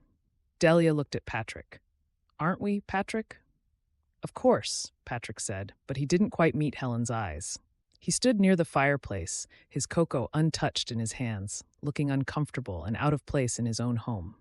Helen watched him over the rim of her mug, trying to understand this man she had agreed to marry. He was nothing like Arthur Flannery, thankfully. There was no coldness or mean-spiritedness, but he was wary. It reminded her of when new children came to the orphanage and weren't ready to trust that something good could come of their situation, as if he had built walls around himself and wasn't sure whether to let her through. After they finished their cocoa, Delia showed Helen and Fred to their rooms along the hallway. Helen's room was small but clean, with a simple bed, a washstand, and a window that looked out over the fields and mountains. Fred's room was next door, barely big enough for a narrow bed and a small trunk, but his eyes lit up when he saw it. My own room, he whispered. Aunt Juliana said I would have to share with other children if I went to the orphanage. Well, you don't need to worry about that now, Delia said, patting his shoulder. After Delia left them to unpack, Helen stood at the window of her room and looked out at the Montana landscape. The sun was setting now, painting the sky in shades of pink and gold, and the mountains stood dark against the horizon. It was still sinking in that she had actually left Boston, Arthur Flannery and St. Mary's and everything she had ever known, and she was here in Montana. A soft knock on her door 10 minutes later made Helen turn.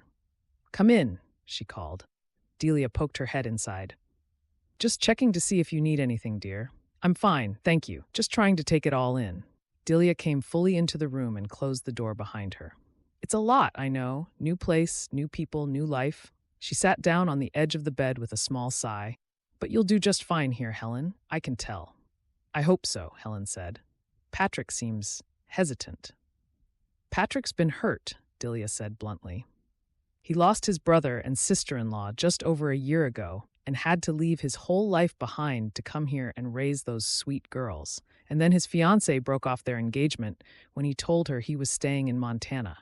She had no interest in caring for children who weren't her own, which was hard for him to accept. Helen's heart squeezed. I didn't know about the fiancé.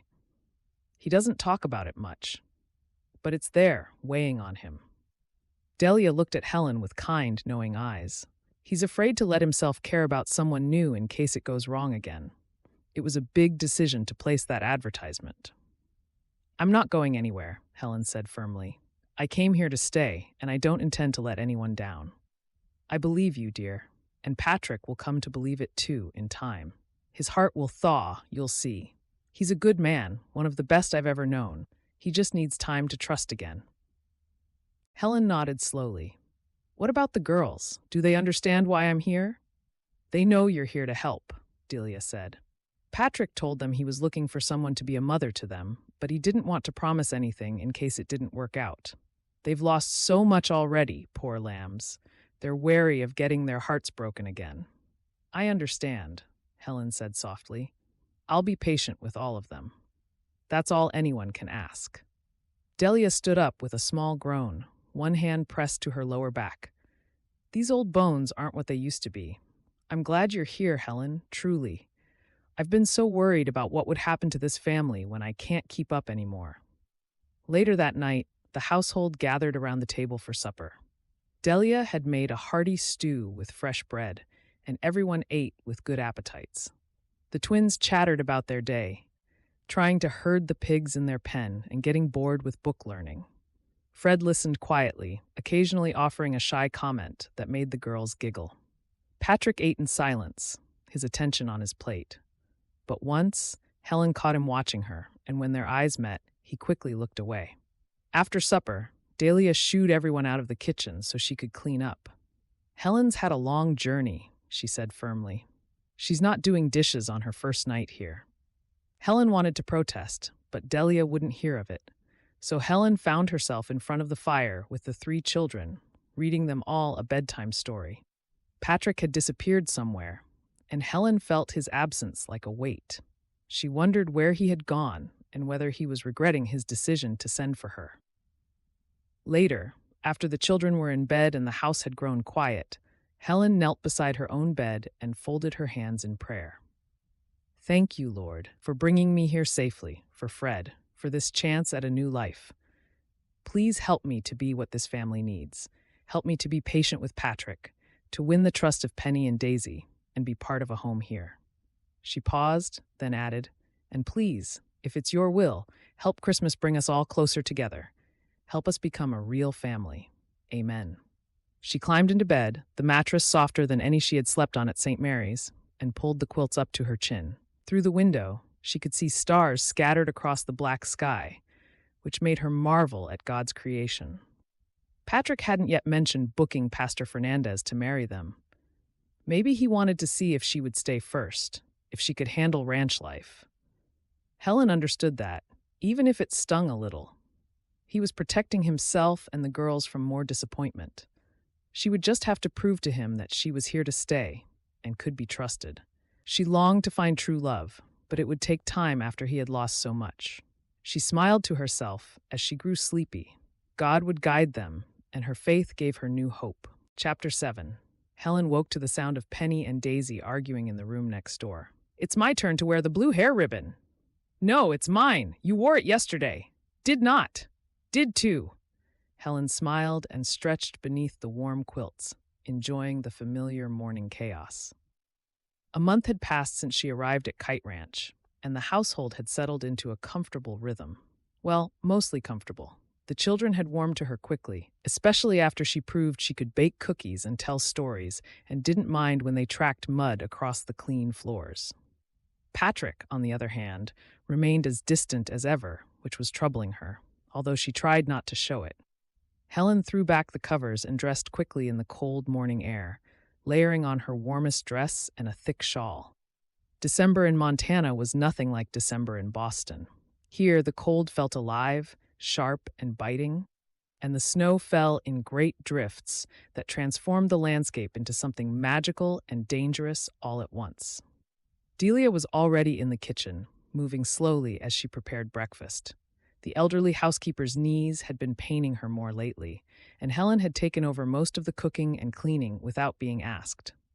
"Good morning, Delia," Helen said, tying on an apron. "Let me finish that. You should rest your legs." "Bless you, dear," Delia said gratefully, sinking into a chair. "These old bones don't appreciate the cold weather. I take my berry tincture, but the doctor said it's to be expected at my age." Helen stirred the pot of oatmeal and set about slicing bread, wincing slightly at the noise of the twins, who were still bickering, their voices growing louder. "Should I go intervene?" Helen asked. She still felt she needed to check. "Give them a minute," Delia said with a chuckle. "They'll sort it out. They always do." Sure enough, the argument died down, replaced by the sound of footsteps thundering toward the kitchen.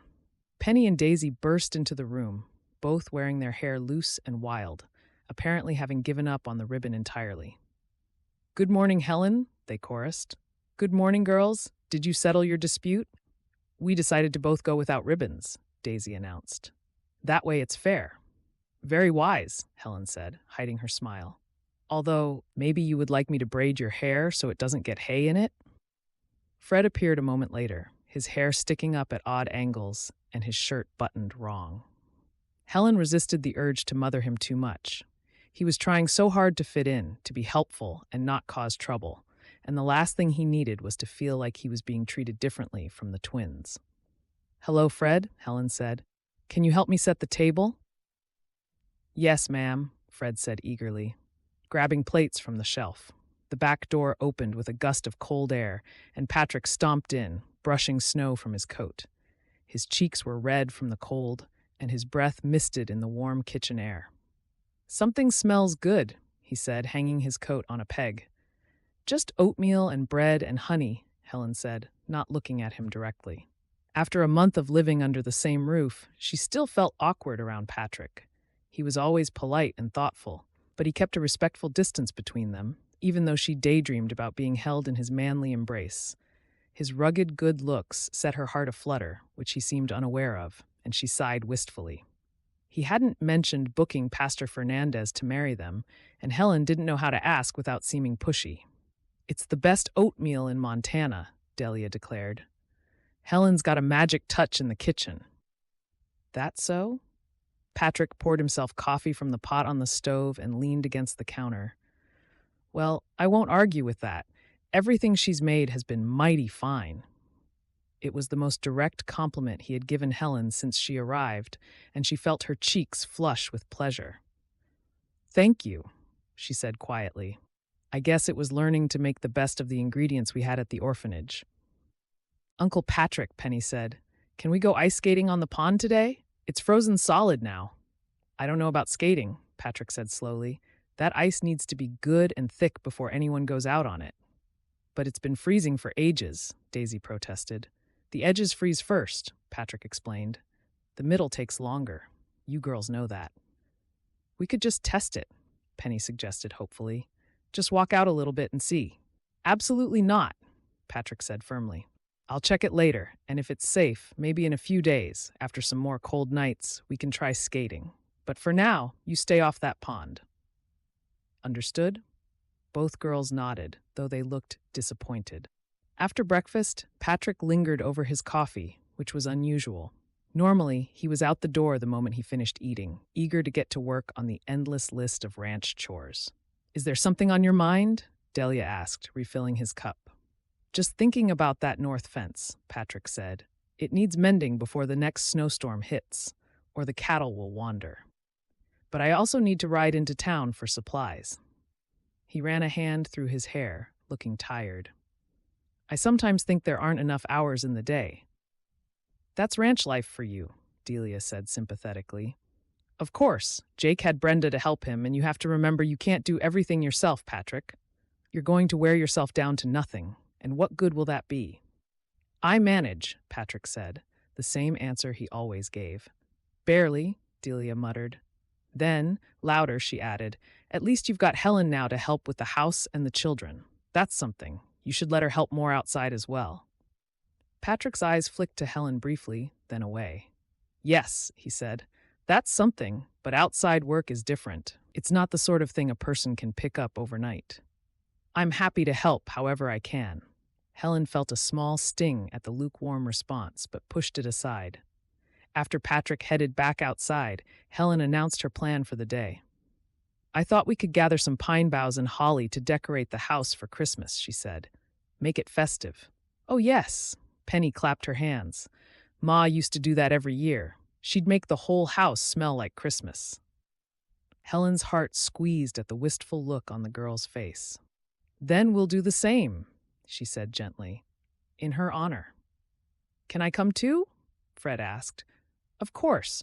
I'll need everyone's help to carry all the greenery."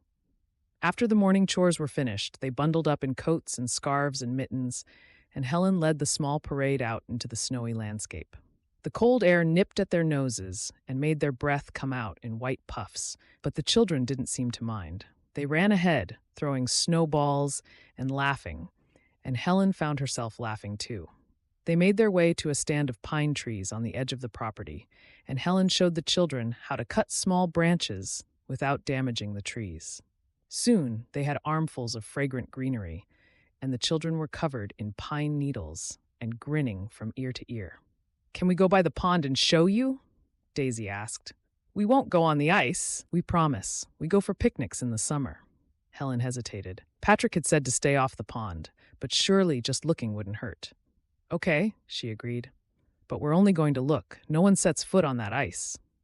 The pond was beautiful in winter, a smooth sheet of white surrounded by snow-covered cattails and bare willow branches.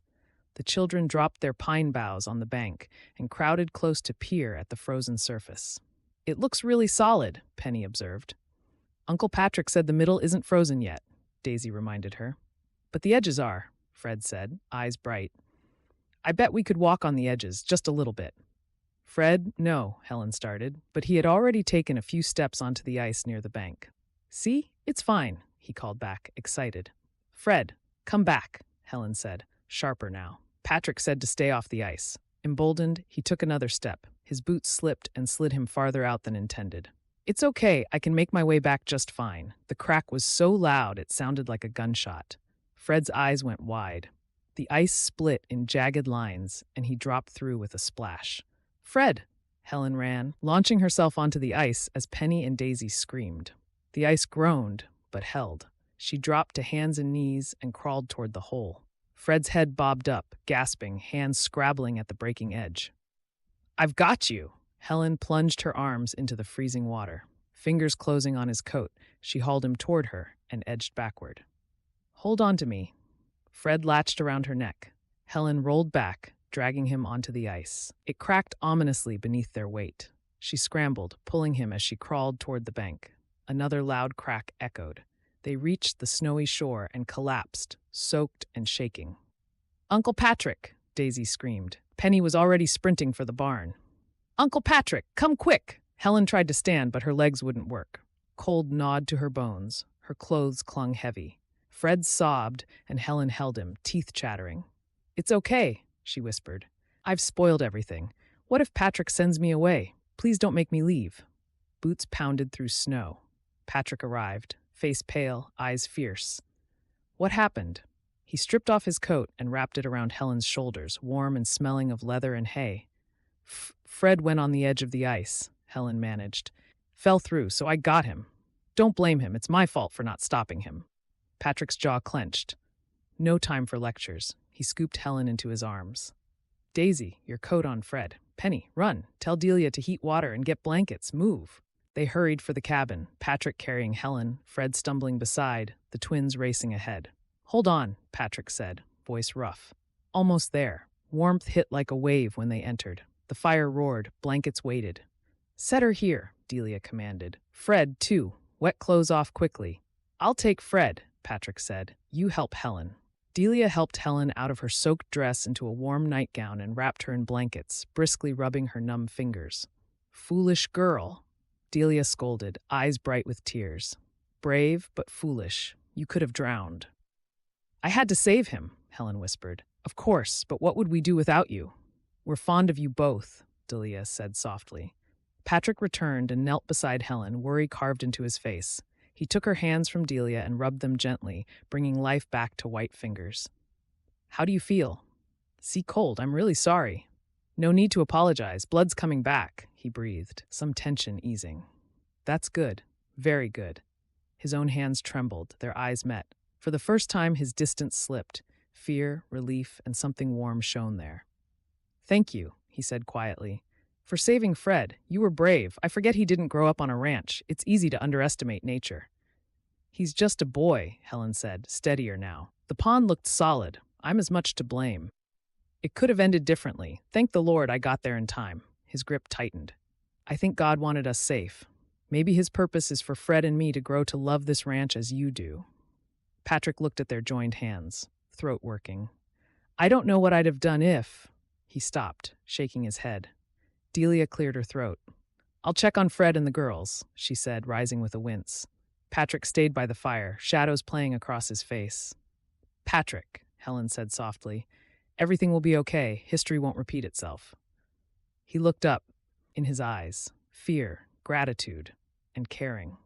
I'm glad you're here, he said at last. I should have said it before. The children need you. I need you. Helen's heart swelled. I'm glad I came too, she murmured.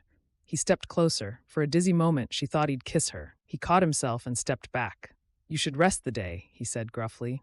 I'll be in the barnyard if you need anything. He left. Helen's heart raced. for a new reason. Something had shifted. A wall had cracked like the ice on the pond. That night, aching and thirsty, Helen wrapped a shawl over her nightgown and tiptoed toward the kitchen. In the main room, she saw Patrick by the fading fire, head bowed, hands clasped. She paused, then heard his voice, low and rough. "Lord, I don't understand what you're doing here. I don't understand why you sent her to us, but thank you for keeping her safe today in your mercy." His voice cracked. "I don't know why my heart feels pulled in two directions. I want to do right, not just for me, for the girls too, to keep my promise to Jake and Brenda." Helen lifted a hand to her mouth, tears stinging. "I thought I was done with feeling this," he continued. "After Suzanne ended our engagement and Jake and Brenda died, I thought I'd close that part of myself. But Helen, she's opening doors I thought I'd locked. And it scares me, Lord, to care about someone again." Helen backed away silently, her thirst forgotten. She slipped into her room, heart thudding at the revelation. Patrick had feelings for her. Real feelings. She climbed into bed and stared at the ceiling, a smile spreading despite the aches in her body. This changed everything. Her doubts melted like frost in sunlight, and she allowed herself to hope that perhaps a Christmas miracle would bring them closer together after all. Chapter 8. Patrick reined his horse to a halt and surveyed the damaged fence ahead of them with a frown. 3 rails had come loose, probably from the weight of snow and the gales that had blown through the previous day. It was simple enough to fix, but it would take the better part of the morning, and he still had a dozen other chores waiting. He jumped down and hitched the horse. Then his stomach lurched as he got closer to the damaged area.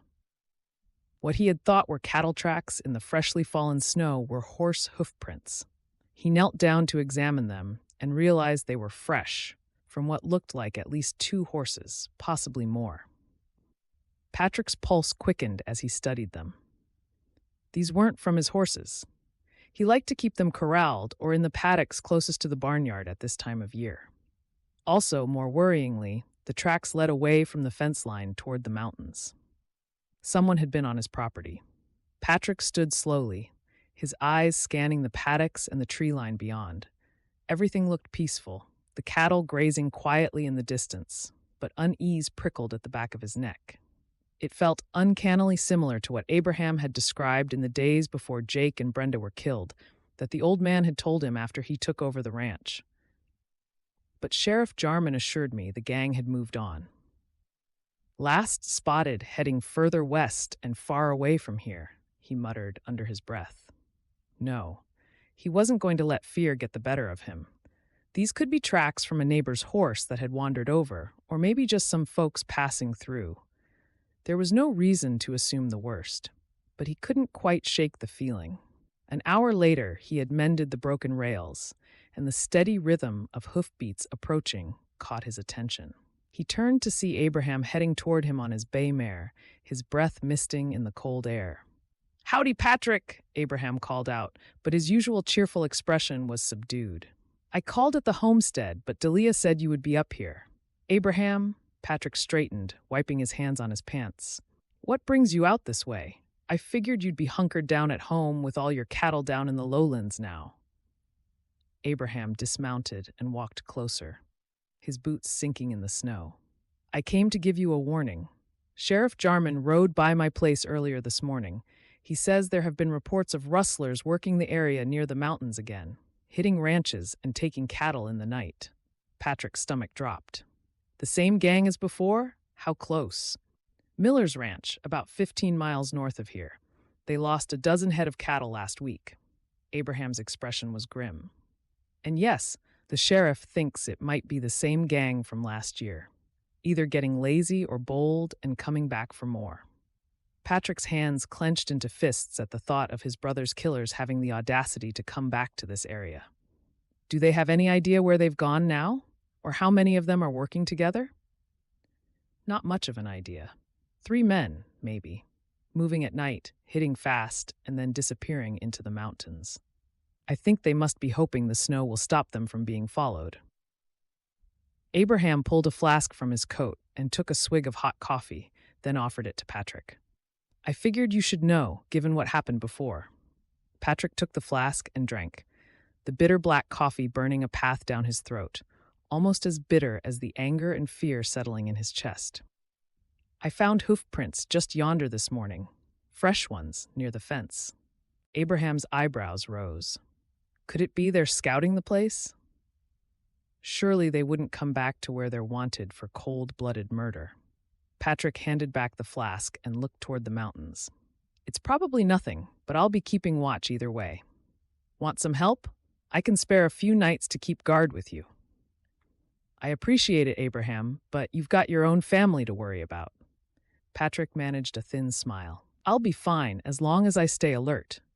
They stood in companionable silence for a moment, both lost in their own thoughts. Then Abraham cleared his throat. "How's that mail-order bride of yours working out? I only glimpsed her briefly out in the chicken coop, but she looks mighty fine, and the girls were laughing with her, which is a wonderful sound to hear." "She's not my bride yet," Patrick said, feeling slightly embarrassed at the admission. "We haven't set a date." "And why not?" Abraham's tone was pointed. "She's been here over a month now, hasn't she? Long enough to know if she's staying or not." Patrick shifted uncomfortably. "I wanted to make sure she could handle ranch life first. I wouldn't want to rush her into something she'd regret." "Are you sure that's the real reason?" "Patrick Duke, you are the most stubborn man I've ever met." Abraham shook his head with exasperation. "Delia told me that young woman jumped into a frozen pond to save the poor boy she's taken under his wing. She cooks, cleans, and cares for those girls as if they were her own. What more proof do you need that she's committed to this life?" "It's not that simple," Patrick muttered. "Sure it is. You're scared." Abraham's voice grew softer. "You lost your brother, then your fiancée, and the life you thought was all mapped out for you. And now you're afraid to reach for something good because you think it could be snatched away again. Is that about right?"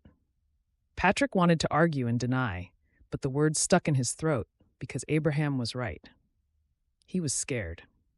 Terrified, actually, that if he let himself care about Helen and hope for a real marriage with a rosy future, fate would come along and destroy it all, just like it had destroyed everything else. Love may heal wounds that duty never could. Abraham said quietly, "You're doing your duty by those girls and Kite Ranch, but duty only gets you so far. Sometimes you have to take a leap of faith and let yourself actually live again. You're allowed to be happy." Patrick looked toward the log cabin in the distance. Through the kitchen window, he could see movement. Helen was probably starting on lunch, the children likely underfoot and causing chaos as usual. Just yesterday, Fred had knocked over an entire bowl of flour, coating himself and the twins in white powder. Helen had laughed so hard she'd had to sit down, and the sound of it had made Patrick's chest ache in the strangest way. "Things are better since she came," Patrick admitted.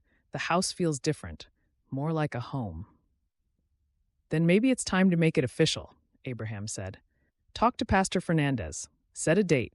Stop holding yourself back from something good just because you're afraid it won't last." What if history repeats itself? Patrick's voice was barely a whisper. What if those rustlers come back and I can't protect her? Then you deal with it when it happens.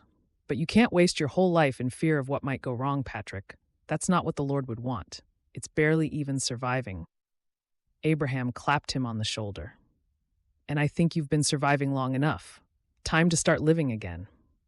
After Abraham left, Patrick decided to walk along the rest of the fence line, his friend's words churning in his mind. The physical labor of tramping through the deep snow felt good and gave him something to focus on besides the worry gnawing at his gut. By the time he finished and headed back to the house for lunch, the sun was high in the sky and his stomach was growling. He could smell something delicious cooking as he approached, and his mouth watered. Inside, the kitchen was warm and busy in the best possible way. Helen stood at the stove stirring a pot of soup, her cheeks flushed from the heat and her gold-colored hair coming loose from its neat bun. The twins sat at the table rolling out sweet cinnamon-scented dough under Delia's supervision, flour dusting every surface, including their noses. Fred was carefully cutting shapes from the dough with a tin cup, his tongue poking out in concentration. "Uncle Patrick!" Daisy spotted him first. "We're making cookies. Helen's teaching us." "I can see that," Patrick said, hanging up his coat. Looks like the flour is teaching you too. Penny giggled and wiped at her nose, leaving a white streak across her face. Helen says cooking is supposed to be messy. Within reason, Helen said with a laugh, glancing over her shoulder at Patrick. How's the fence? Fixed. It should hold through the winter now. Patrick poured himself coffee and leaned against the counter, watching the domestic scene unfold. It was so different from a year ago, when Delia had struggled alone to care for the girls and keep the house running. Back then, meals had been silent, sad affairs. The girls had been too grief-stricken to play, and Patrick had been too overwhelmed to know how to help them. Now, there was laughter and warmth. "Fred, you're supposed to cut circles, not stars," Daisy said, rolling her eyes with amusement. "Stars are better," Fred argued. "They're more festive for Christmas." "But cookies are supposed to be round." "Says who?" Fred grinned impishly. "I'm making stars whether you like it or not." "Helen, tell him they have to be round so we can hang them on ribbons." Helen turned from the stove, trying to look stern but failing to hide her smile. "I think star biscuits sound delightful, as well as round ones like the moon. We can start a new tradition." "See?" Fred stuck his tongue out at Daisy. "Helen says it's fine." "Well, I'm still making mine round," Daisy declared, "because that's the proper way." Patrick found himself smiling. Fred had come out of his shell considerably in the past month. The boy who had arrived so withdrawn and scared now laughed freely and argued with the twins like a brother. It was exactly what Patrick had hoped for when he'd agreed to let Fred stay. Over lunch, the conversation turned to Christmas plans. "Can we cut down a tree in the woods?" Penny asked eagerly. "Ma and Pa used to let us pick one out every year. We didn't do anything last year," she added, explaining to Helen. "We were too sad, but this year feels better." "I don't see why not," Patrick said. "Maybe this weekend we can take the wagon and find a good one." "And we can string dried fruit slices," Daisy added, "and make paper chains." "And maybe Helen can teach us to make that gingerbread cake she told us about," Fred suggested hopefully. Helen laughed. "I think we can manage all of that. It will be a proper Christmas." Something in her voice made Patrick look at her more closely. There was a wistfulness and a longing that hadn't been there before. That evening, after supper and after the children had been tucked into bed, Patrick found Helen sitting by the fire, mending one of Penny's torn dresses. Delia had already retired to her room, and the house was peaceful. Patrick settled into the chair across from Helen, pretending to read a week-old newspaper, but mostly just watching her work. The firelight played across her face, softening her features and making her look almost peaceful. "You're looking forward to Christmas," Patrick observed. Helen glanced up, a small smile on her lips. "Is it that obvious? The children have been talking about nothing else for days, and you encourage every idea they come up with, even if it makes more work for you." "I suppose I do." Helen set down her mending and stared into the fire. Christmas at St. Mary's was always such a plain affair. A service at church, a simple meal, maybe a small gift for each child if the orphanage could afford it. But there was no joy or real celebration. It was just another day to get through. Patrick felt a pang in his chest. He'd always taken Christmas for granted, growing up with the comfort of family and good neighbors, and his ma's special cooking. He'd never thought about what it might be like to spend the holiday in an orphanage, alone and unwanted. "I used to dream about what a real Christmas would be like." Helen continued softly. A family gathered around the fire, children laughing, the smell of pine and gingerbread filling the house. I thought it was something I would never have. She looked at Patrick then, her green eyes bright. "But now I'm here, and it's all coming true. This is the Christmas I always dreamed of." Patrick's throat tightened. "I'm glad," he managed to say. "I'm glad we can give you that." "It's not just Christmas," Helen said. "It's everything. Cottonwood Creek, the ranch, the people here. Everyone has been so welcoming and kind, from Ellie and Silas at Reed's General Store, Pastor Fernandez at church, and Abraham and Fiona. No one cares that I'm from an orphanage or that I came here as a mail-order bride. They just accept me as I am." "That's because you've proven yourself," Patrick said. "Folks around here respect hard work and genuine kindness. You've shown both." Helen ducked her head, a blush creeping up her cheeks. "I'm just doing what needs doing." "You're doing more than that." Patrick leaned forward, wanting her to understand. You've brought life back to this house. The children are happy again. Even Delia smiles more. You've made a real difference, Helen. So have you, Helen said quietly. You opened your home to me, to Fred. You gave us both a chance when we had nowhere else to go. That's not something I'll ever forget. They sat in comfortable silence after that, the fire crackling between them. Patrick found himself thinking about what Abraham had said, about duty versus love, about taking leaps of faith. I should check on the livestock, Patrick said eventually, standing up. Make sure everything's secure for the night. Be careful, Helen said. It's cold out there. I will. Outside, the Montana night was crisp and clear, the sky a blanket of stars so bright they seemed close enough to touch. Patrick's breath misted in the air as he made his rounds, checking on the horses and cattle, making sure the barn was locked up tight. When he was satisfied that everything was secure, he didn't go back inside right away. Instead, he stood in the yard and looked up at those stars, thinking about the strange path his life had taken. A little over a year ago, he'd been engaged to Suzanne, planning a quiet life working at her father's mill in Oregon. He'd thought that was his future and what he wanted. Then Jake and Brenda had died, and everything changed. At the time, Suzanne calling off their engagement had felt like the final blow, the last piece of his future crumbling to dust. But now, standing here with Helen's laughter still echoing in his memory and the warmth of home waiting inside, Patrick wondered if maybe Suzanne's change of heart had been a blessing in disguise. He'd never experienced these sorts of feelings he felt for Helen with Suzanne.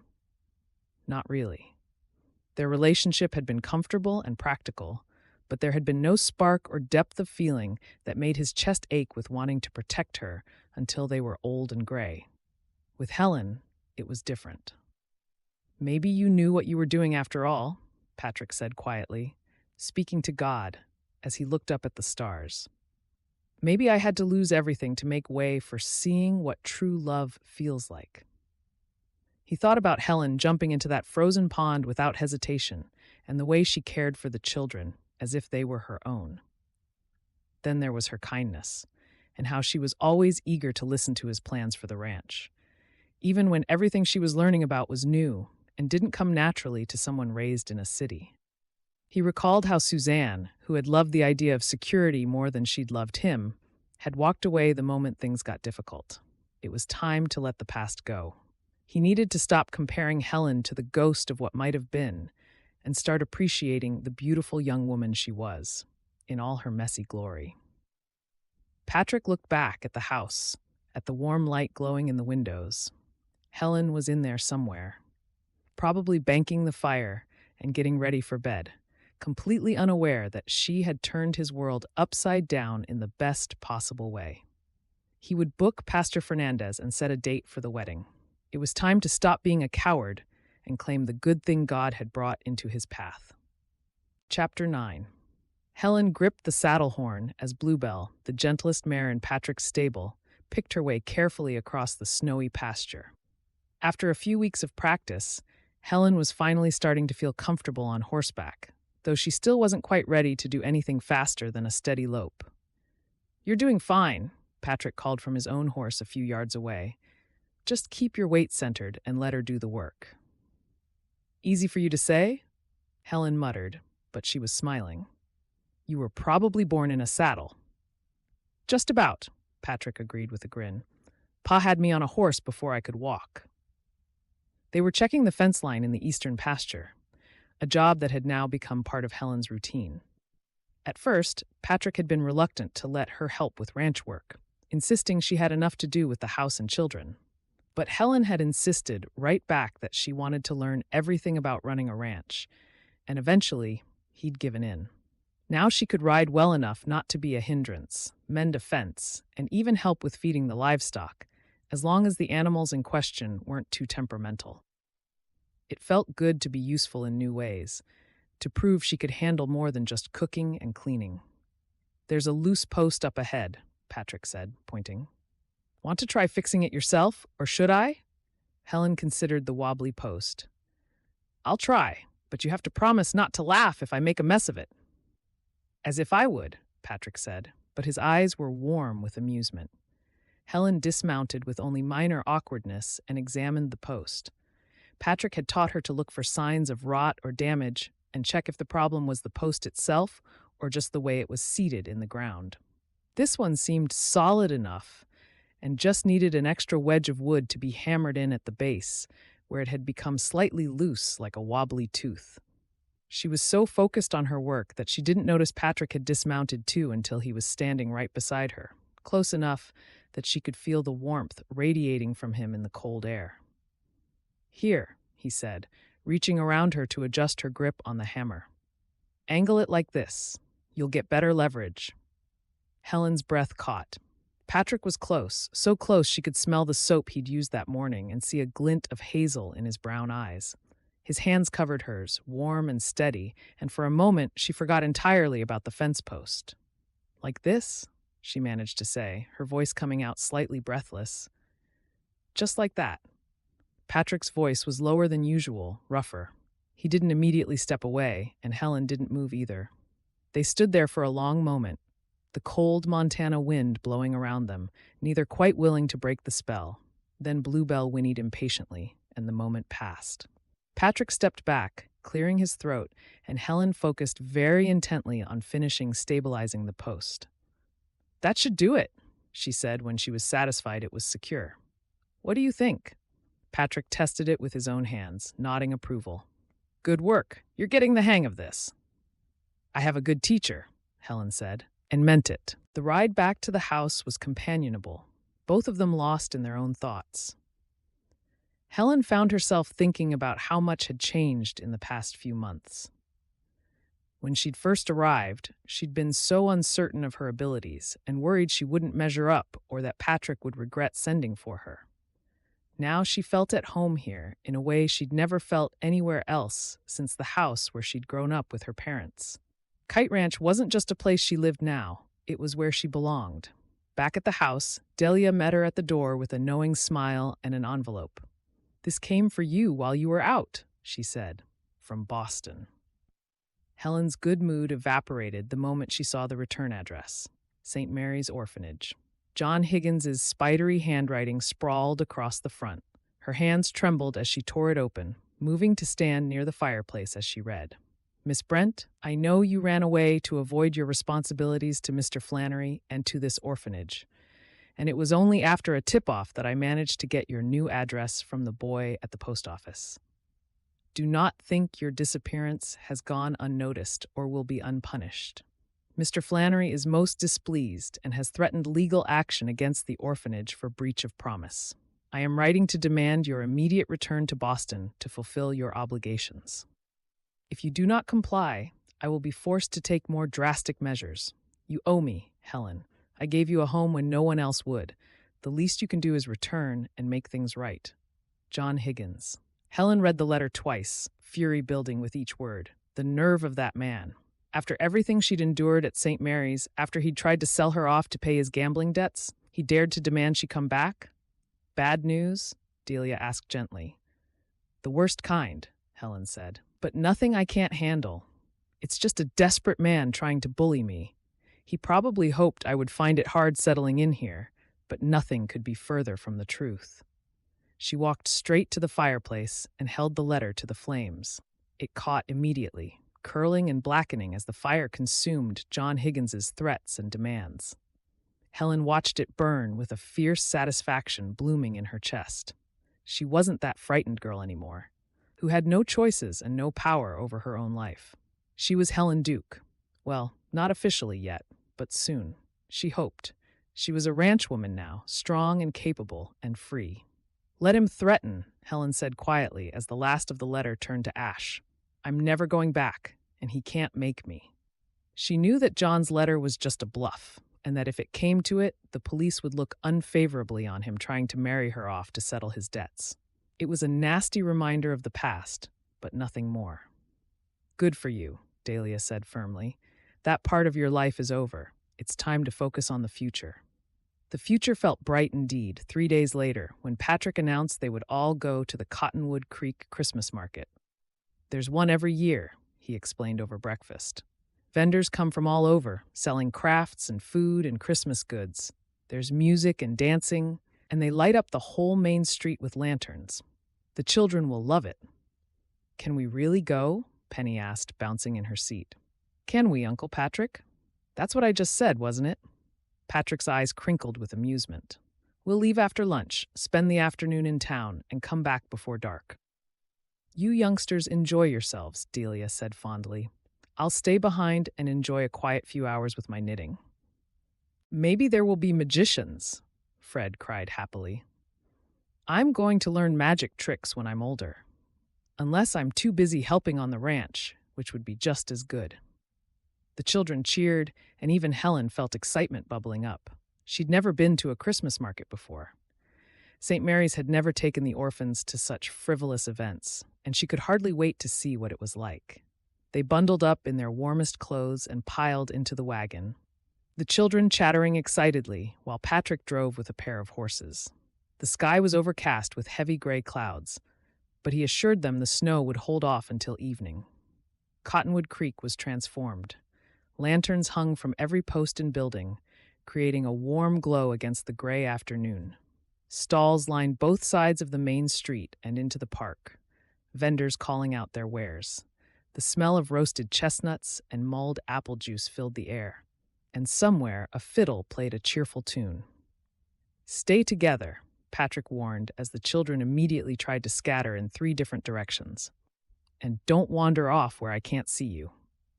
They explored the market as a group, stopping at each stall to admire the goods. Helen found herself drawn to a table displaying beautiful handmade quilts, while the children clustered around a stall selling peppermint sticks and other candies. Pick one each, Patrick told them, pulling coins from his pocket. The debate over which candy to choose took a good 5 minutes, with much discussion of the merits of peppermint versus lemon drops. Helen found herself laughing at their serious deliberation. You'd think they were choosing a horse, not a piece of candy, she said to Patrick. They take their treats very seriously, Patrick replied, his eyes warm with affection as he watched the children. Jake and Brenda used to bring them every year. It's good to see them excited about it again. Helen's heart squeezed. Patrick so rarely talked about his brother and sister-in-law, but when he did, the love in his voice was unmistakable. They would be proud of you, Helen said impulsively, of how you've cared for the girls. Patrick looked at her, surprise and something deeper flickering across his face. I hope so, he said quietly. I'm trying my best. You're doing more than that. They wandered through the market for hours, stopping to listen to carol singers and watch a puppet show that had the children in stitches. Patrick bought Helen a small jar of honey from a local beekeeper, and she bought him a new pair of work gloves that she'd noticed were wearing through. You didn't have to do that, Patrick protested when she presented them to him. Neither did you, Helen countered, holding up the honey jar. Consider it an early Christmas present. As the afternoon wore on, the clouds grew heavier and darker. Patrick glanced up at the sky with increasing frequency, his expression concerned. We should head back, he said finally. That snow's coming in faster than I thought, and I don't want to get caught in it. They loaded back into the wagon, the children tired but happy, clutching their new trinkets they'd won from the lucky dip. Helen sat up front beside Patrick, the honey jar tucked safely under the rug over her knees. They'd made it about halfway home when the snow started. There was nothing gentle or ethereal about it. 1 minute, the sky was merely gray and threatening. The next, it was a white wall of falling snow so thick Helen could barely see 10 feet ahead. Hold on, Patrick said grimly, urging the horses faster. There's a line shack a few 100 yards from here. We'll wait out the worst of it there. The wind picked up, howling across the open paddocks and driving the snow sideways. The children huddled together in the back. It's all right, she called back to them. We're almost there. Finally, through the white curtain of snow, a dark shape emerged, a small cabin, barely more than 4 walls and a roof, that she had noticed other times going into town. It wasn't perfect, but it was a shelter nonetheless. Patrick pulled the horses as close as he could and jumped down. Everyone inside, quick! He helped Helen down first, then lifted the children out one by one. Helen ushered them into the shack while Patrick saw to the horses, tying them on the leeward side of the building where they'd have some protection from the wind. Inside, it was gloomy and cold, but at least the wind wasn't cutting through them. It was a single room with a small stove, a rough wooden bench, and not much else. Patrick came in, stamping snow from his boots. "It's just a snowstorm which won't last long, but it's heavier than I thought. We'll need to wait it out here for a while." "How long?" Fred asked nervously. "Will Delia be okay at home by herself?" "She's used to it, son. We'll stay for an hour, maybe 2, until the worst passes."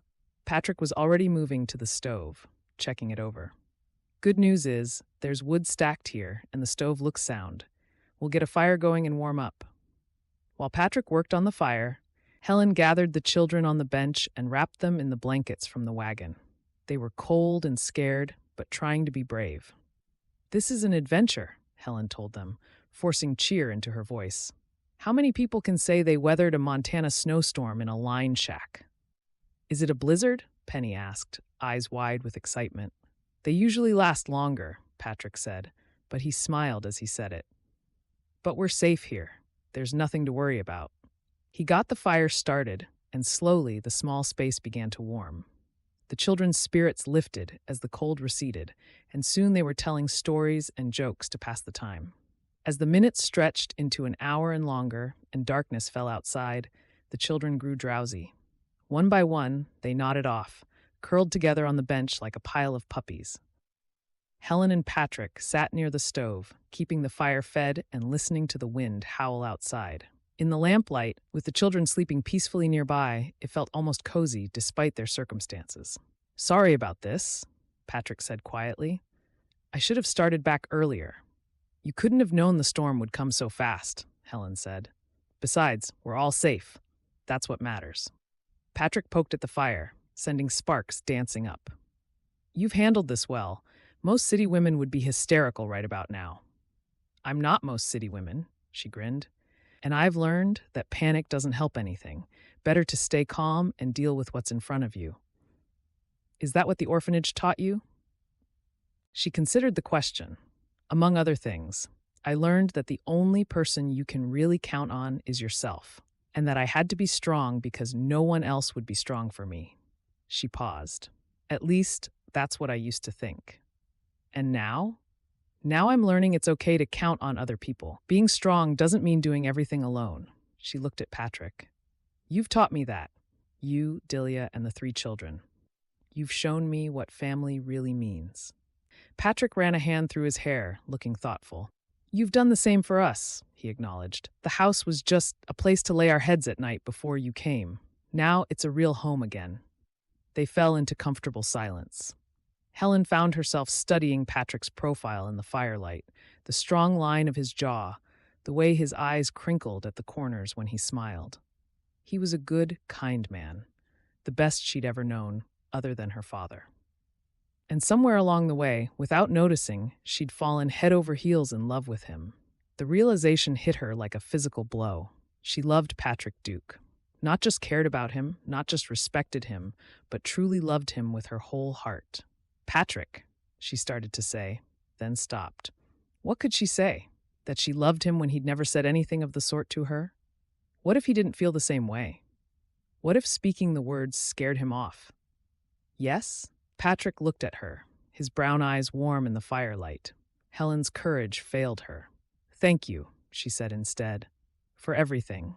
For giving me a home and accepting my crazy plan to look after Fred, and for being so patient with me while I learned how things work here." "You don't need to thank me for that," Patrick replied softly so as not to wake the children. "You've earned your place here 10 times over." He reached out and tucked a loose strand of hair behind her ear, his fingers lingering against her cheek. Helen's breath caught. For a moment, she thought he might kiss her and say the words she desperately wanted to hear. But then Penny stirred and mumbled something in her sleep, and the moment passed. Patrick pulled his hand back and turned his attention to the fire. Helen wrapped her arms around herself, trying to calm her racing heart. She loved Patrick, and she was almost certain he had feelings for her too. But until he said something and made the first move, she would have to keep those feelings locked away. She couldn't risk losing what they had by pushing too fast. The storm finally abated, and Patrick checked outside and declared it safe to continue home, though the going would be slow. They loaded the sleepy children back into the wagon and made their way through the fresh snow, the stars brilliant overhead now that the clouds had cleared. Helen sat close to Patrick for warmth, letting herself enjoy his solid presence beside her, even if she couldn't speak the words filling her heart.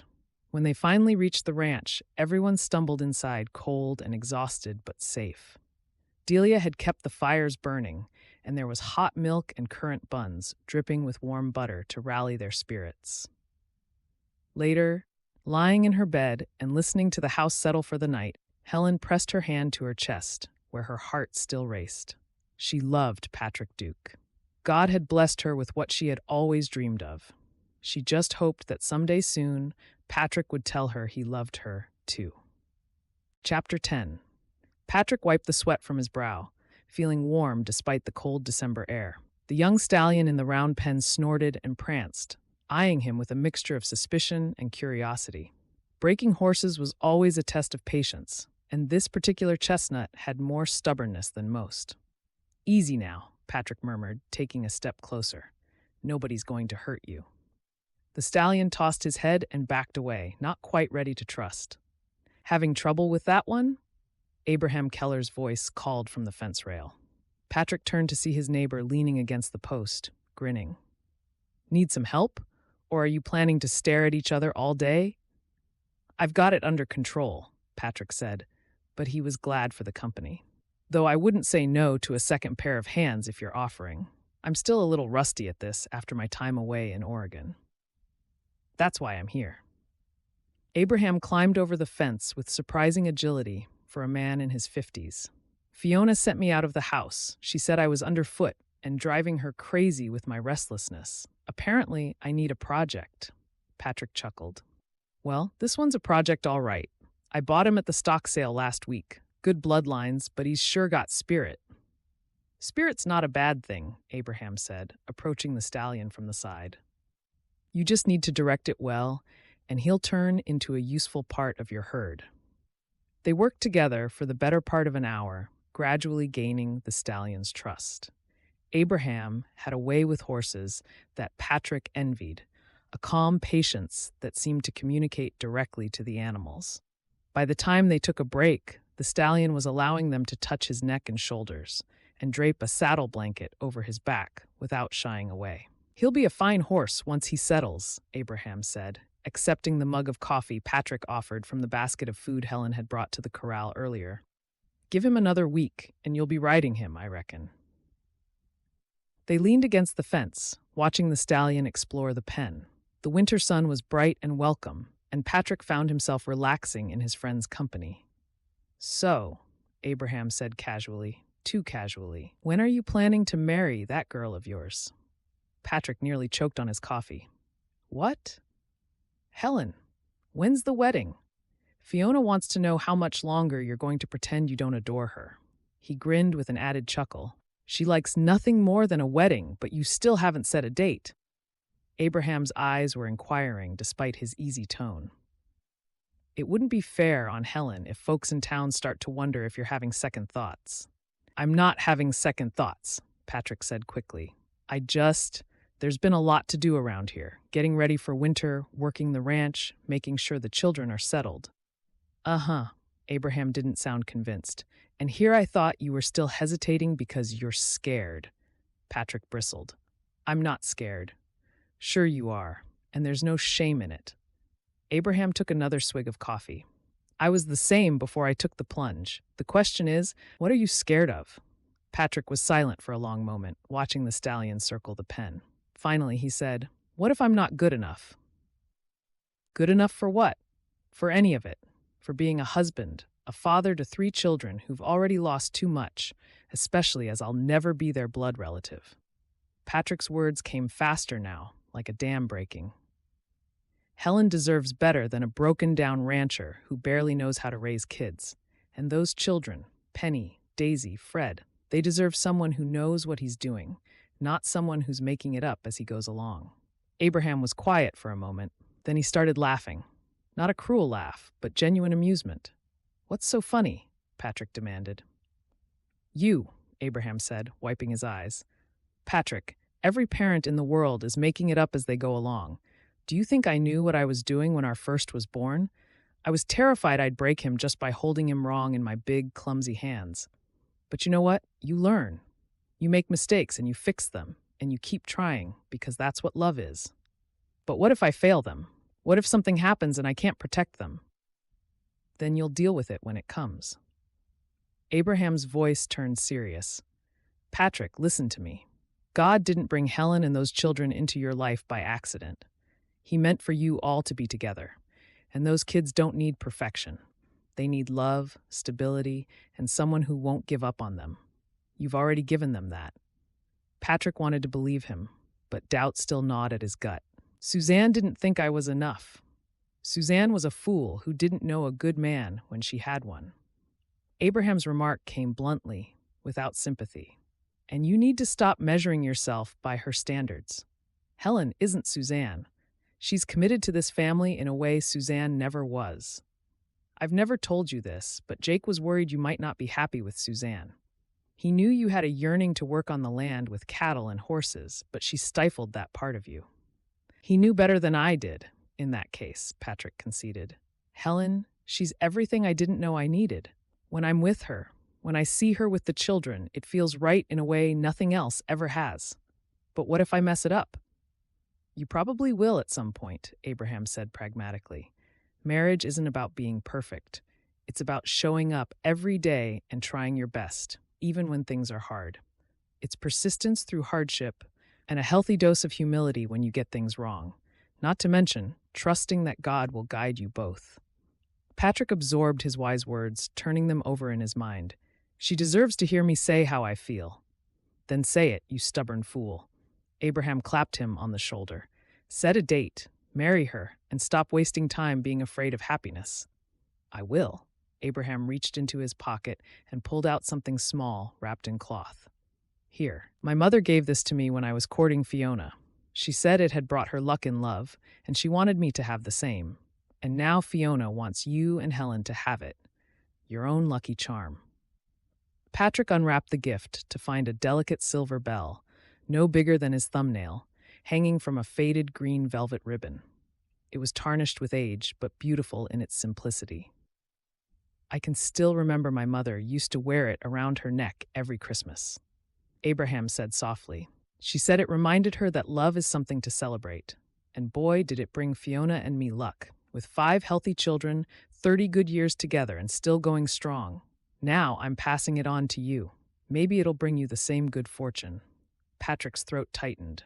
"Abraham, I can't take this. It's a family heirloom.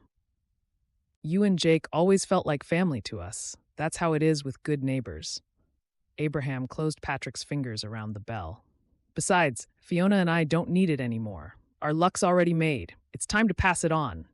Patrick stared down at the silver bell in his palm. It seemed impossible that something so small could carry so much meaning, but he felt the truth of it nonetheless. "Thank you," he said quietly. "I don't know what to say."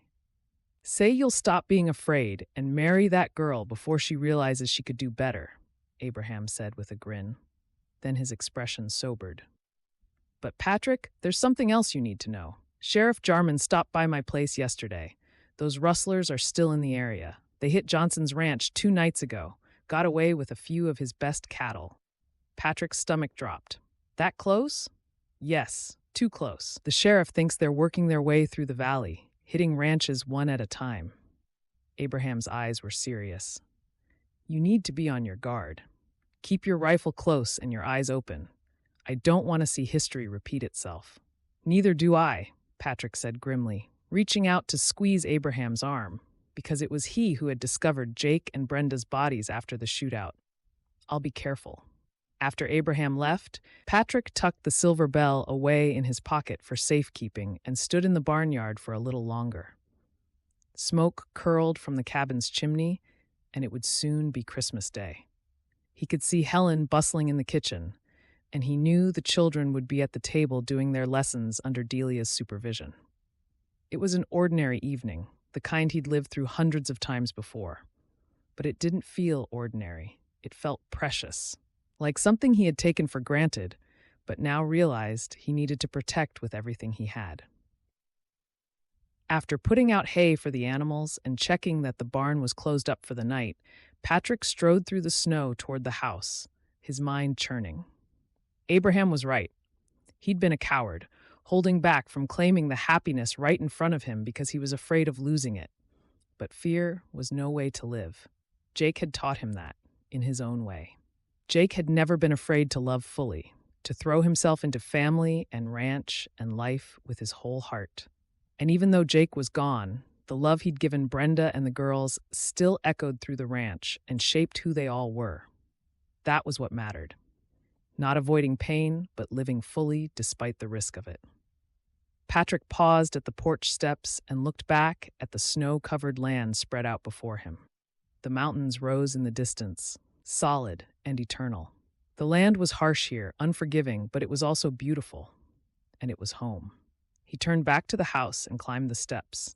Through the door, he could hear Penny squabbling with Daisy about something inconsequential, Fred giggling as he tried to mediate, and Helen's laugh cutting through it all like music.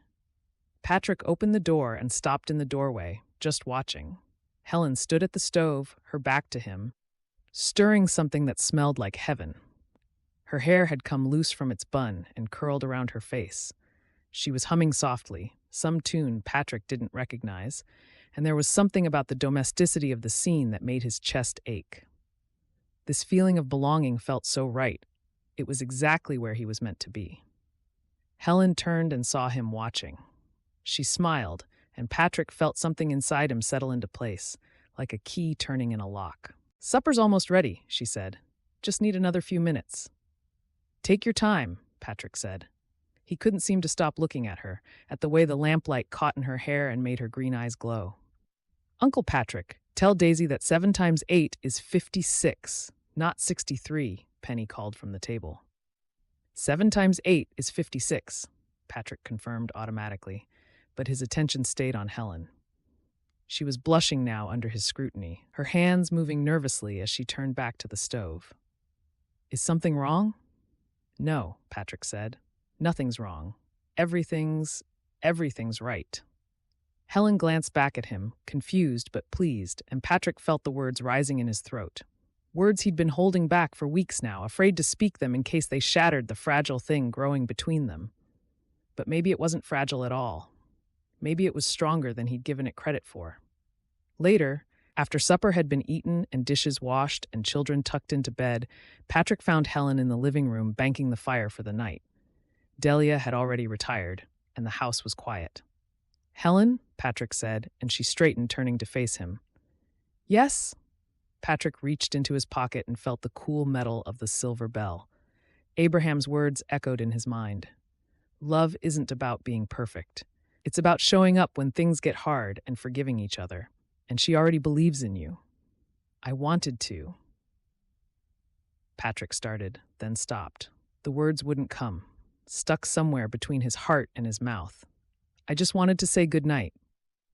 Disappointment flickered across Helen's face, there and gone so quickly that he almost missed it. "Good night, Patrick," she said softly. As she walked past him toward the hallway, Patrick almost reached out to stop her.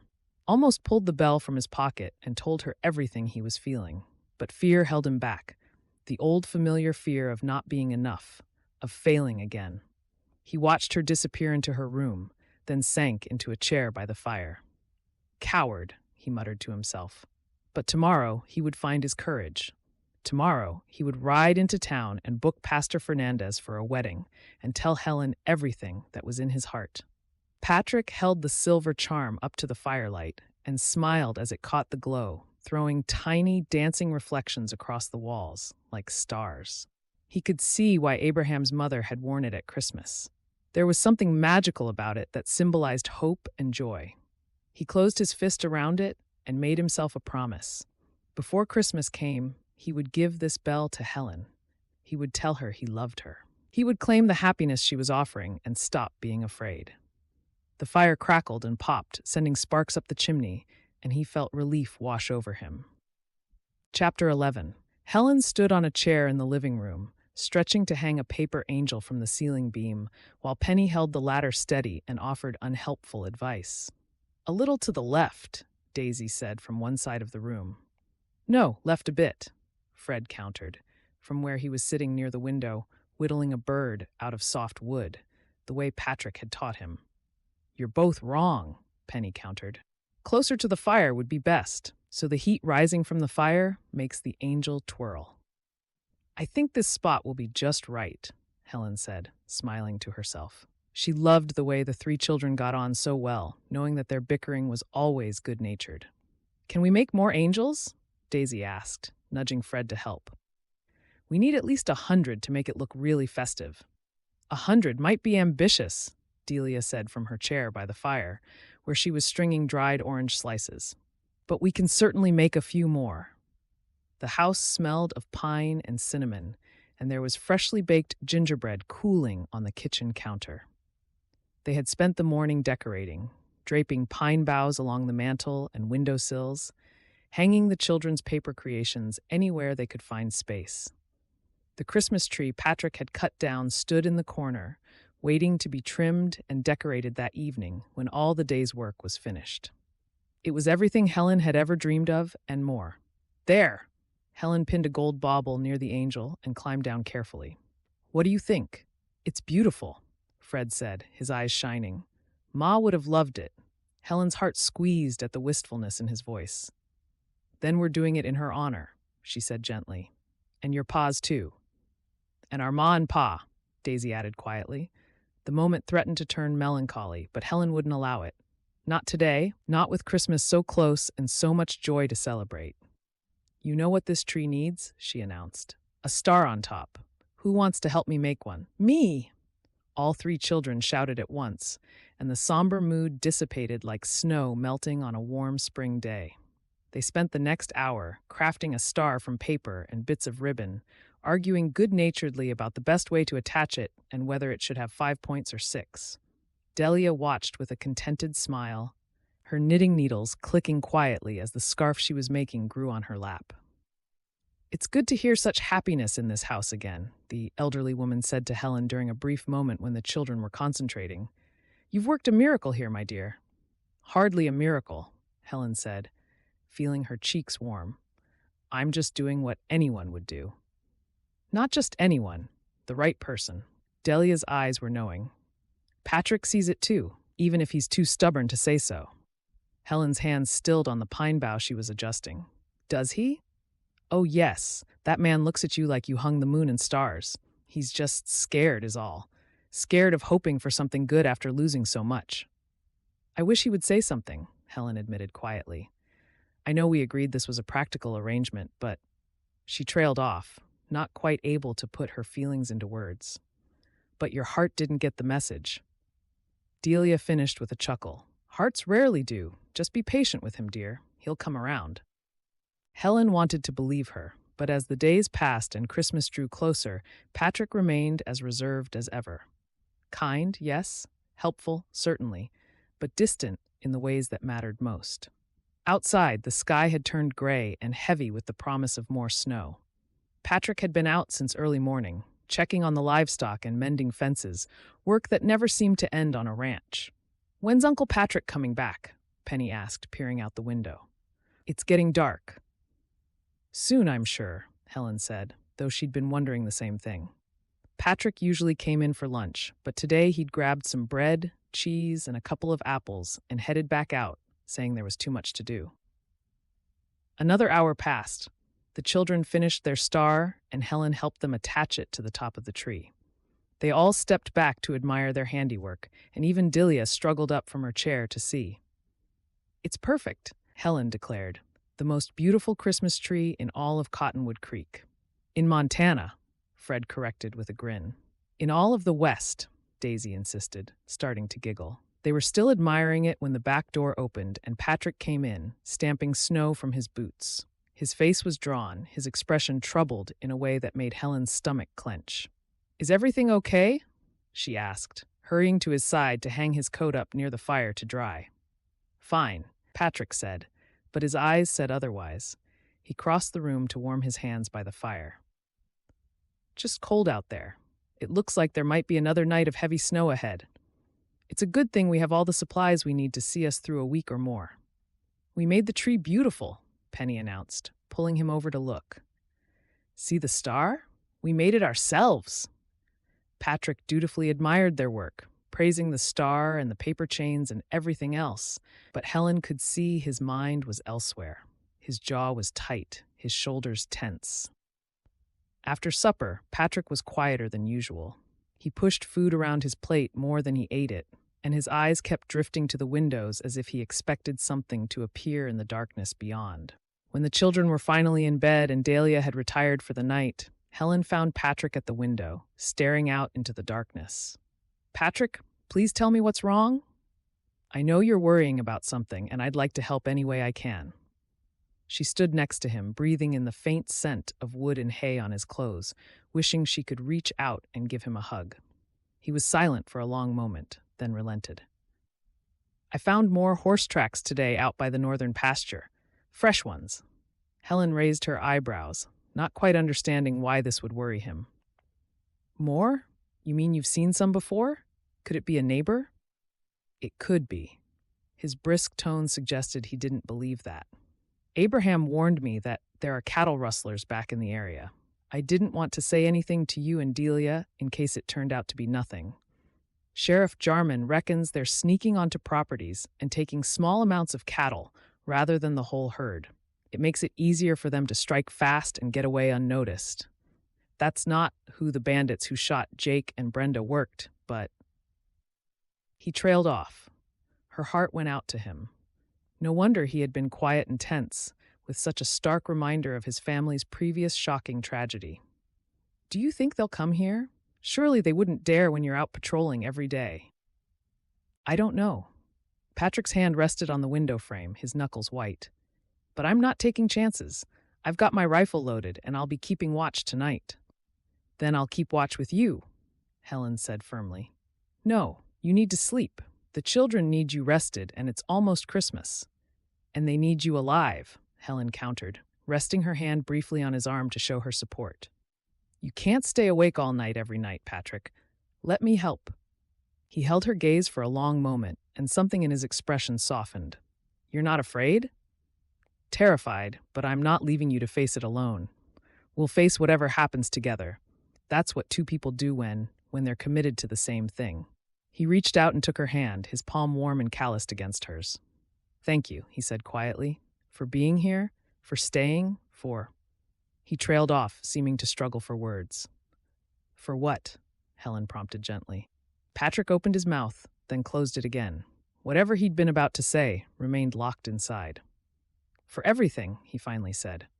Disappointment flickered through her again, but she pushed it aside. Now wasn't the time for declarations of feelings. The priority was to keep their family safe.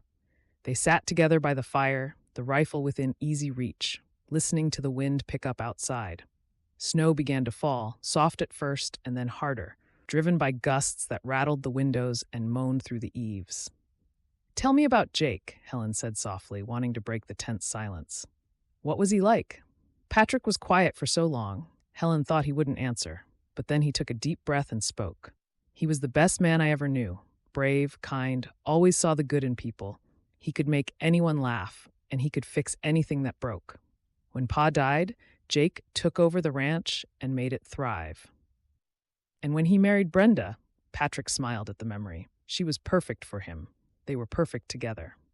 Delia told me the girls have his eyes, Helen replied with a fond smile, and Brenda's curly hair and fierce spirit. Patrick's smile faded. The day they died, I was in Oregon, planning my safe little life, and Jake was here, fighting to protect what was his. I should have been here. It should have been me who... Don't, Helen said firmly, cutting him off, because the thought of Patrick not being alive was too much to bear. You can't torture yourself with what-ifs. You're here now, and you gave up everything to raise those girls and keep this ranch running. That's what Jake would have wanted. I just want to keep them safe, Patrick said, his voice raw. All of you, the girls, Fred, Delia, you. I can't. He stopped, swallowing hard. I can't lose anyone else. Helen reached out and squeezed his hand. You won't. We're going to be fine. God has brought us this far. He won't abandon us now. You have a lot of faith for someone who's had such a hard life, Patrick observed. What else do we have but faith? She said softly, feeling it to her core. When everything else is stripped away, that's what remains. The belief that there's a purpose to all this, that good can come from suffering, and that love is worth the risk. Patrick looked at her with something intense and unreadable in his eyes. You're remarkable, you know that? Helen felt heat rise in her cheeks. Now you're going to make me feel awkward. I'm nobody special. No, Patrick said. You are very special indeed. You just don't see what I see. Since you first arrived, and goodness knows that was a leap of faith in itself, you have faced every challenge with courage and grace, and you make it look easy even though I know it's not. He stood up, and she followed suit. The air pulsed between them, full of promise and longing. Patrick? Helen's heart was racing now. He touched her face, his fingers gentle against her cheek. I'm glad you're here, he said softly. I don't know what I did to deserve you, but I'm grateful every single day. Helen leaned into his touch, hardly daring to breathe. This felt like a moment balanced on a knife's edge, like one wrong word or movement could shatter whatever was building between them. I'm glad I'm here too, she whispered. There's nowhere else I'd rather be. Patrick's thumb traced her cheekbone, and she saw desire flare in his brown eyes. But then a gust of wind slammed against the house so hard the walls shook and the moment broke. He pulled back, his expression shifting from tender to alert in an instant. The storm's getting worse. Helen's heart skipped a beat at the thought of how close they had come to kissing, so she peered out of the window to try to get her emotions back under control. The snow was falling so thick that she couldn't see beyond the porch. The wind howled like a living thing, furious and wild. At least cattle rustlers won't be out in this, she said, trying to find a bright side. I'm not so sure it would be the perfect cover for them. He picked up the rifle and checked it again, his movements automatic. You should try to sleep, Helen. I'll keep watch. I'm not tired, Helen lied. She was exhausted, but she wasn't about to leave Patrick alone. Not tonight. Okay, but if anything happens, promise me you'll follow my lead and don't take any risks. You don't know what bandits can be like, and trust me, I hope you never have to find out. She nodded, her mouth turning dry. If it were true that the ranch was at risk, she would fight to save it and her new family with everything she had. She sent up a silent prayer that God would keep them all safe. Chapter 12. The commotion started just after midnight. Helen had finally dozed off in the chair by the fire when Patrick's hand on her shoulder jolted her awake. His finger pressed to his lips, signaling silence, and then she heard it too. The distant sound of cattle bellowing, panicked and loud, carried across the snowy landscape. They're here, Patrick said grimly, already moving toward the door. Stay inside with the children. Absolutely not. Helen was on her feet in an instant. You're not going out there alone. Helen, it's too dangerous, which is exactly why you need someone watching your back. She was already pulling on her coat, her hands shaking, but her voice steady. I can shoot. You taught me yourself last week, remember? Patrick looked like he wanted to argue, but another bellow from the cattle made the decision for him. Stay close to me, and if I tell you to run, you run. Understood? If you insist. They slipped out into the night, Patrick carrying his rifle and Helen armed with the older shotgun he kept for emergencies. The storm had passed, leaving the world blanketed in fresh snow that glowed silver under a bright moon. The sounds were coming from the lower pasture, the other side of the frozen pond, where most of the cattle were gathered. As they got closer, Helen could see dark shapes moving against the white snow, hear men's voices shouting commands. It sounds like there are 4 of them, Patrick whispered. Maybe 5. They're trying to drive the cattle toward the mountain pass. What do we do? We stop them. Patrick's jaw was set, his eyes hard. Those are my brother's cattle. If it's the same cattle rustlers, they killed him trying to steal them once. I won't let it happen again. They moved closer, using the fence line as cover. Helen's heart hammered so hard she could feel it in her throat, but she kept her grip steady on the shotgun. She'd never shot at a person before, only tree stumps for practice. The thought of actually pulling the trigger made her stomach churn, but she would do it if she had to. To protect Patrick and her family, she would do whatever was necessary. As they got closer, she was shocked at the bandits' brazen behavior. Their silhouettes stood out clearly against the moonlit snow as they wove back and forth on horseback, driving Patrick's best animals toward the open gateway and snow-clad track that led to the woods, then onward to the mountains. "They're working so fast," she whispered. Standing so close to Patrick, they were practically touching shoulders. "Should we have saddled up the horses to chase after them?" "Not enough time for that," he whispered back. "We have the element of surprise, just for a few seconds. They're not expecting us or to be challenged. Ready?" She nodded, raising her shotgun slightly. "Stop what you're doing." Patrick's command rang out across the pasture, strong and clear. He stepped into view and raised his rifle to his shoulder, ready to shoot. "Get away from those cattle. The sheriff is coming up the drive right this minute with a posse of men, so if you value your freedom, you'd better leave and never come back." The men froze. For a heartbeat, everything was still. Then one of them, a big man with a dark beard, who was clearly the gang leader, laughed mockingly. "Well, well, if it isn't the famous Patrick Duke. We heard you took over the ranch after your dear brother challenged us last time and got on the wrong end of a bullet." Helen saw Patrick flinch at the casual cruelty of those words, but his aim never wavered. "Leave now and I won't shoot," Patrick said. "Stay, and I'll drop you where you stand." "That's mighty big talk from one man." The bearded rustler gestured to his companions. "There are 5 of us, friend? You really think you can take us all?" "Maybe that feeble old housekeeper is going to scare us off with her rolling pin," one of his friends said, roaring with laughter at his own joke. "I'm shaking in my boots." "Actually, he's not alone," Helen shouted, stepping out beside Patrick with her shotgun raised. Her voice only shook a little. "And you're being watched from the trees by enough men to outnumber you." It was a bluff. They hadn't had time to notify anyone, but Helen hoped the rustlers wouldn't know that. The bearded man's expression darkened. "A woman? You brought a woman to a gunfight?" He spat in the snow. "Fine. Have it your way, you coward." Everything happened at once. The rustlers drew their guns. Patrick fired, and one man went down with a scream. Helen swung her shotgun toward another rustler just as he aimed at Patrick. She pulled the trigger without thinking, the recoil slamming into her shoulder, and the man yelped and stumbled backward. Then the world exploded into chaos. Gunfire cracked across the frozen landscape. Cattle bellowed and scattered, and shouts echoed in the darkness.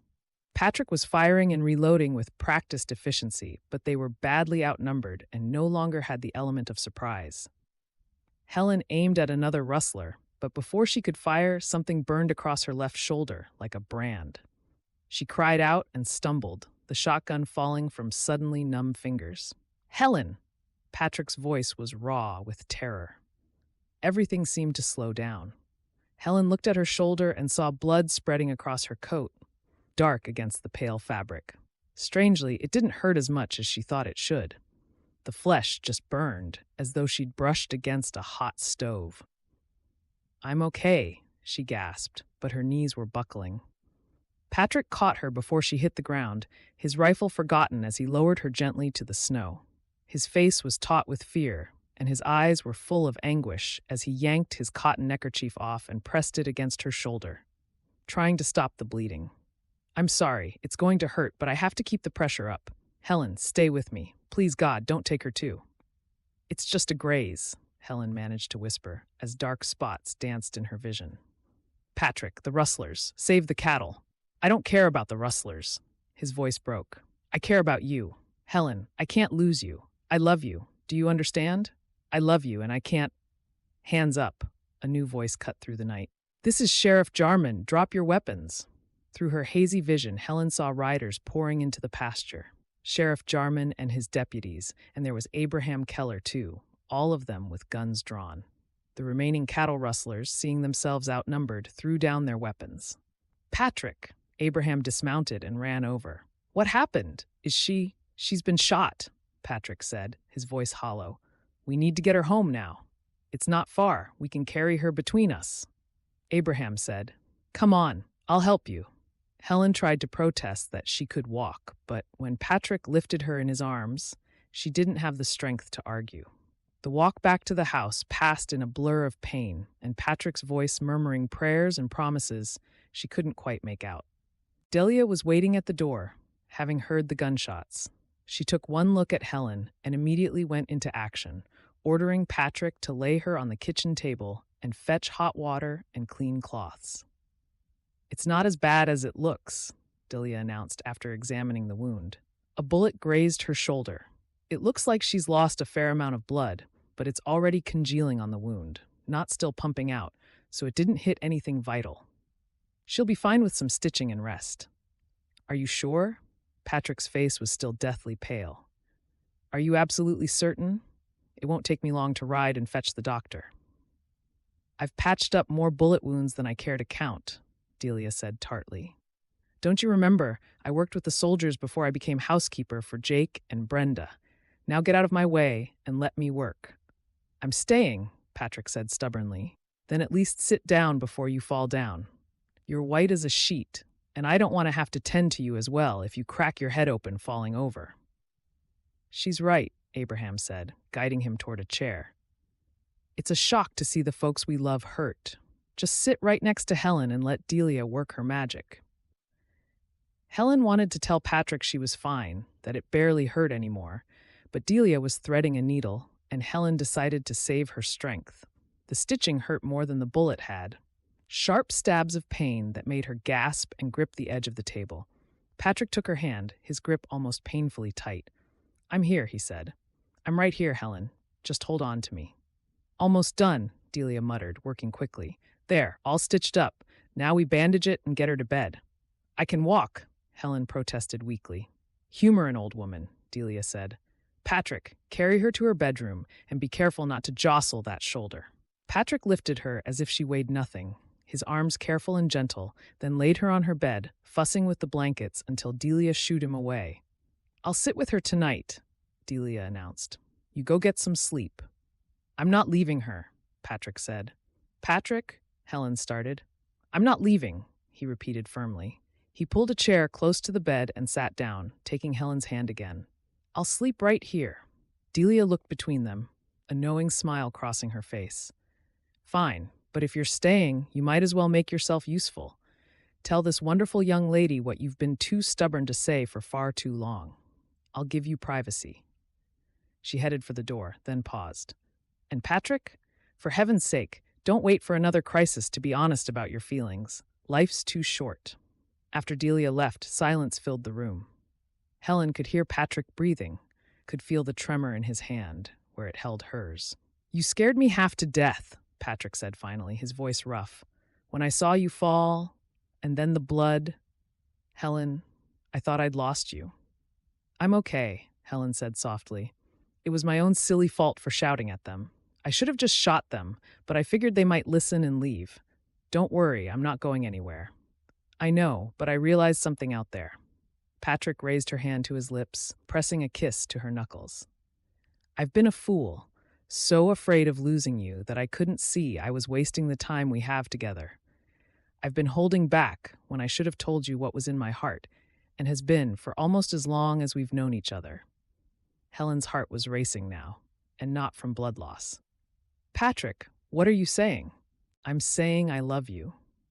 The words came out in a rush, as if he'd been holding them back for so long they couldn't be contained anymore.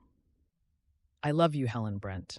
I love your courage and your kindness and the way you make everything better just by being there.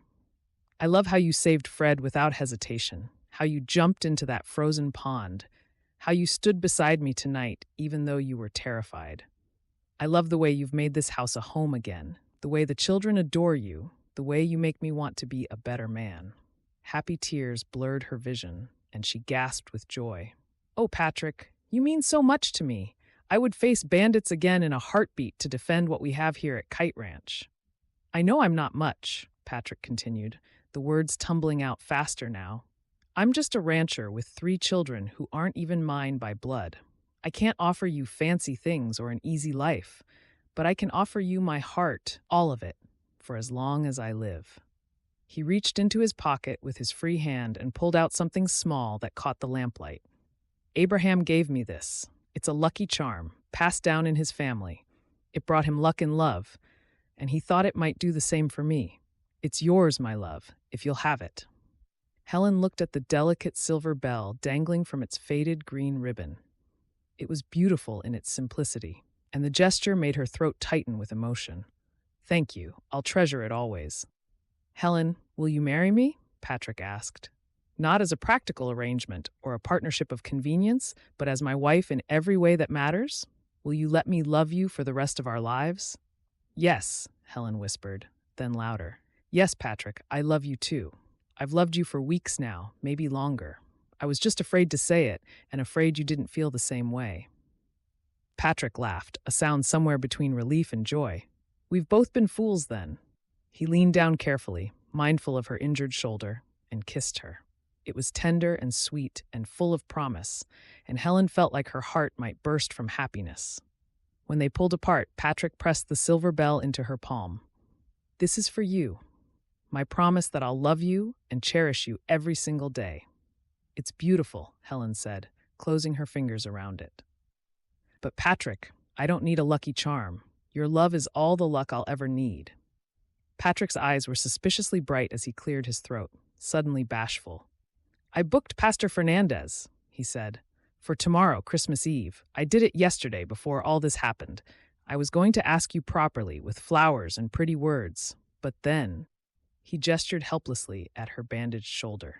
Helen laughed despite the aching in her shoulder.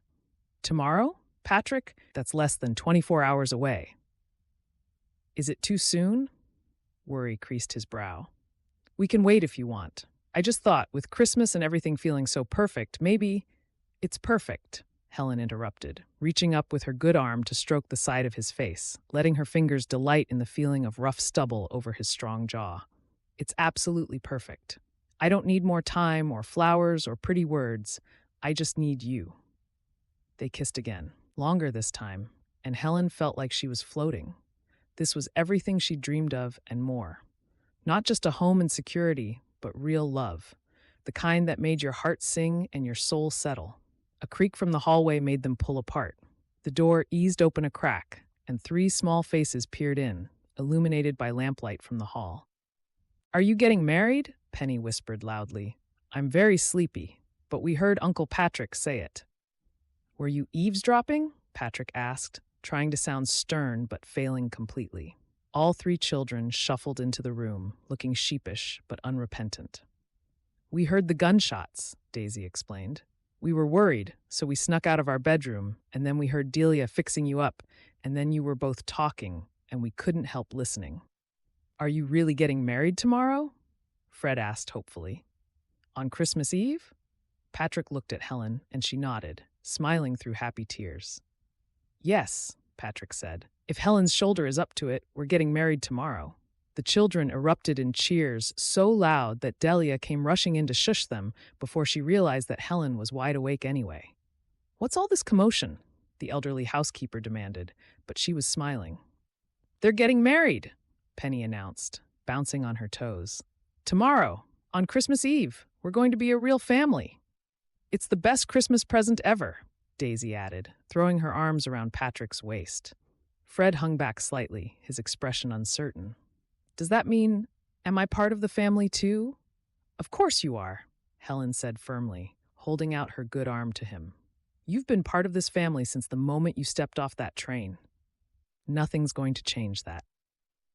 Fred's face lit up like the sun breaking through clouds. He rushed over to hug Helen carefully, and she felt tears prick her eyes again. All right, Delia said, though her own eyes were damp with happy tears. The bride needs her rest if she's going to be standing up in church tomorrow. Off to bed, all of you. Shoo! The children reluctantly filed out, whispering excitedly about the wedding. Delia paused at the door. It's about time you 2 figured it out, she said with a wink. I'll start preparing the house for a celebration. We'll need a proper wedding supper. After everyone left, Patrick stayed in the chair beside Helen's bed, still holding her hand. You should sleep, Helen said softly. It's been a long night. I will in a bit. Patrick brought her hand to his lips again. I just want to sit here a while longer and make sure you're real. Make sure this is all really happening." "It's happening," Helen assured him. "Tomorrow I'm going to become Mrs. Patrick Duke, and we're going to have the most wonderful Christmas Eve wedding that Cottonwood Creek has ever seen." "Even with your shoulder all bandaged up?" "Especially with my shoulder bandaged up," Helen said with a laugh. "It will make for a good story to tell our grandchildren someday when we're old and gray." Patrick's expression softened. Grandchildren. I like the sound of that. They sat together in comfortable silence, listening to the house settle around them. Through the window, she could see the moon hanging like a jewel over the mountains, painting the snow-covered landscape silvery white. Helen closed her eyes, the silver bell still clutched in her palm, and felt peace settle over her like a warm blanket. Tomorrow, she would marry the man she loved and officially become a mother to 3 wonderful children. It would be the best Christmas she had ever known. But tonight, in this quiet moment before dawn, with Patrick's hand warm in hers and love filling her heart to overflowing, Helen knew she was already home. She was exactly where she was meant to be. Epilogue. Kite Ranch, Montana, Christmas Day, 1 year later. Helen sat in the rocking chair by the fire, gazing down at baby Jake nestled in her arms, and marveled at how much could change in a single year. The silver bell Patrick had given her hung on a new velvet ribbon around her neck, and her heart lifted with sheer joy as for the first time Jake reached his tiny fingers toward it. Kicking his legs at the same time and looking at her with solemn brown eyes that were unmistakably his father's. At 3 months old, Jake Patrick Duke was already showing signs of his pa's stubborn determination, refusing to sleep when there was so much excitement happening in the house. "You're going to have to nap eventually, little one," Helen murmured, gently rocking him, even on Christmas Day. From the kitchen came the heavenly smell of roasting turkey and Delia's famous apple pie. The elderly housekeeper had been moving more slowly lately, her knees paining her more with each passing month, but she'd insisted on helping prepare the Christmas feast. Helen had done most of the work, but Delia had supervised from her chair like a general commanding troops, and the result was a spread worthy of a king, plus the pleasure of working with Delia, who felt like a grandma to all of them now. The front door burst open, bringing a gust of cold air and 3 snow-dusted children tumbling inside like a small avalanche. "Ma, Ma!" Penny called, using the name that never failed to make Helen's heart swell with quiet delight. "Fred won the snowball fight. He got Uncle Patrick right in the face." "Did not," Fred protested, though he was grinning ear to ear. "It was a draw. Uncle Patrick got me pretty good, too." "You're all soaking wet," Helen observed, trying to sound stern but failing completely. "Get out of those coats before you catch a chill." "Yes, Ma?" they chorused, shedding their outdoor clothes in a pile by the door that Helen would definitely have to deal with later, until they suddenly remembered their manners and ran back to hang them up, shooting her guilty smiles. Patrick followed them inside, brushing snow from his hat and coat. His cheeks were ruddy from the cold, his eyes bright with laughter, and when his gaze found Helen and the baby by the fire, his expression softened into something that still took her breath away, even after a year of marriage. "How's my boy?" he asked, coming to drop a kiss on Helen's forehead before peering down at their son. "Wide awake and determined to stay that way," Helen said. "I think he's afraid he'll miss something." "Always wants to join in, huh?" Patrick gently stroked Jake's downy head. "I reckon he gets that from his mother." "Uncle Patrick," Daisy said impatiently, hopping from foot to foot. "Can we open presents now, please? We've been waiting forever." "We went to church this morning," Penny added. "And we've been good all day, mostly." "Presents come after dinner," Patrick said firmly, but his eyes were twinkling. "That's the rule." 3 faces fell dramatically, and Helen had to bite back a laugh at their theatrical disappointment.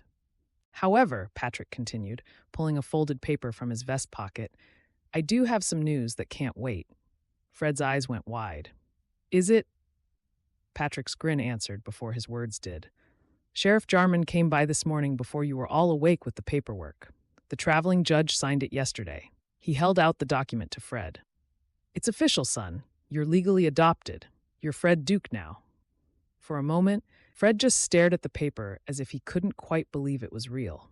Then his face crumpled, and he threw himself at Patrick, hugging him so tight Helen could see how much it had meant to him.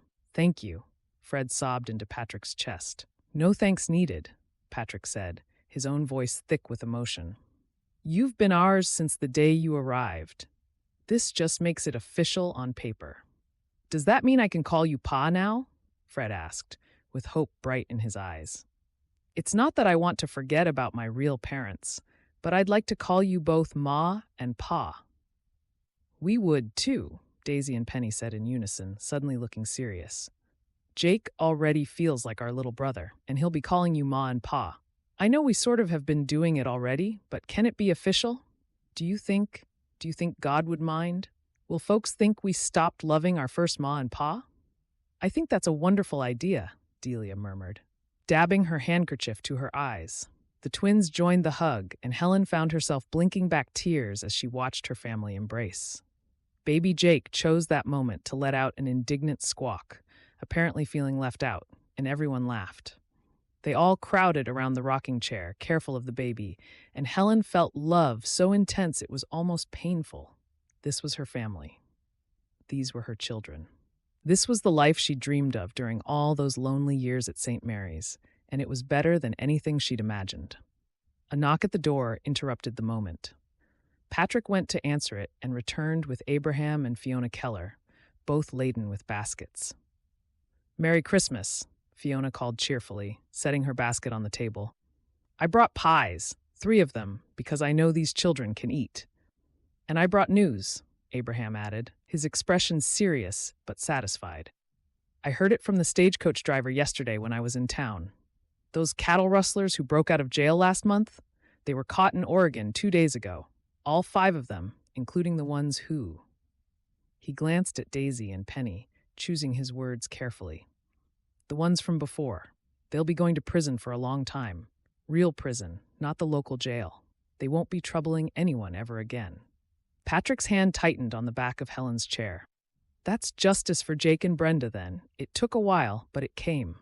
"Justice always does in the end," Abraham said quietly. "Your brother and his wife can rest easy now."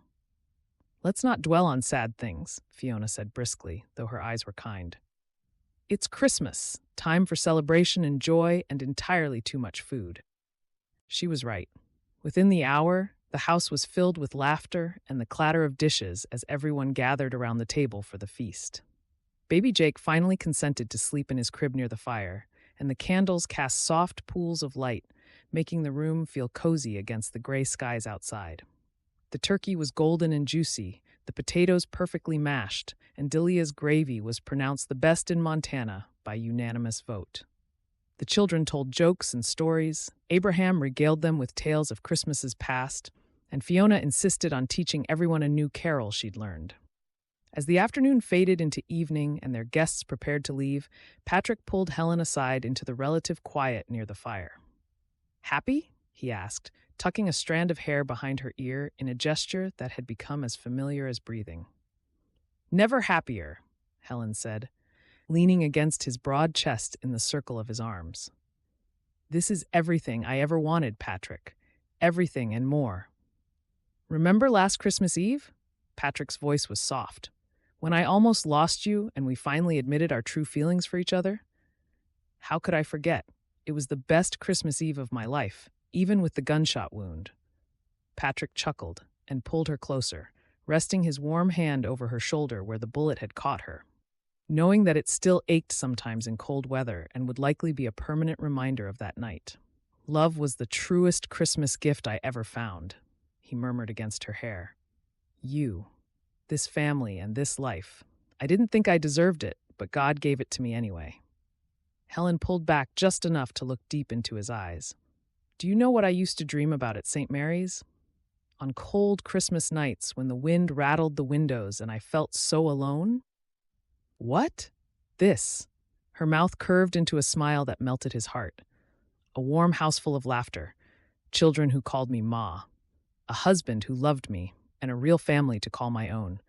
I used to pray for it every Christmas, year after year, even when it seemed impossible." "It's a good thing we finally told each other we were in love, huh?" He grinned back. I had my doubts a few times that you might never get the words out, but I'll never doubt you again, my love. Not now that my dream has come true. We're truly blessed. They strolled to the doorway and stepped out onto the veranda to look across Kite Ranch and beyond, wrapped in each other's arms. While inside, the children's laughter mingled with Delia's gentle humming and baby Jake's sleepy babbles. Snow drifted softly down, sparkling where it caught the glints of moonlight. The town's church bells rang faintly in the distance, calling the faithful to evening service in Cottonwood Creek. "Should we gather everyone for carols?" Patrick asked, "before Abraham and Fiona leave?" "In a minute," Helen said. "Let me just hold you a bit longer." So they stood there together, husband and wife, while Christmas worked its gentle magic around them. The past year had brought challenges: sleepless nights with a new baby, plans and hard work to expand their herd of cattle, the children still adapting to losing their parents, and old age creeping closer for Delia. But it had also brought joy beyond measure, and Patrick and Helen knew more than most to appreciate their blessings each and every day. Finally, they returned to the main room, where Patrick built up the fire, and everyone gathered around it. Abraham produced a harmonica from his pocket, and they sang carols until their voices grew hoarse. The children acted out the nativity story with dramatic flair, using Delia's kitchen towels as costumes and baby Jake's cradle as the manger. When the last carol faded and the children started yawning, Helen looked around at the faces she loved most in the world.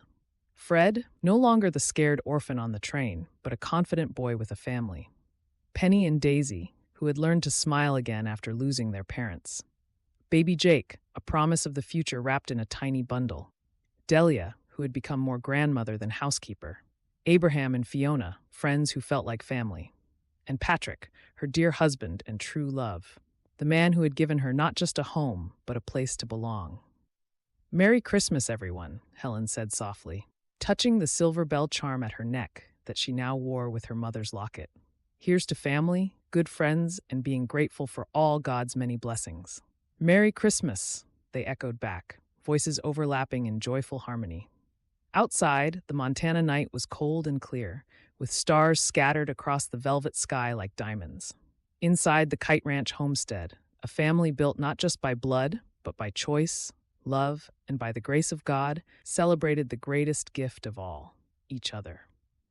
And later that night, as Helen nursed baby Jake one more time before bed, with Patrick sitting beside her with his arm around her shoulders, she sent up a silent prayer of thanks, thanking God for second chances and Christmas miracles that lasted a lifetime.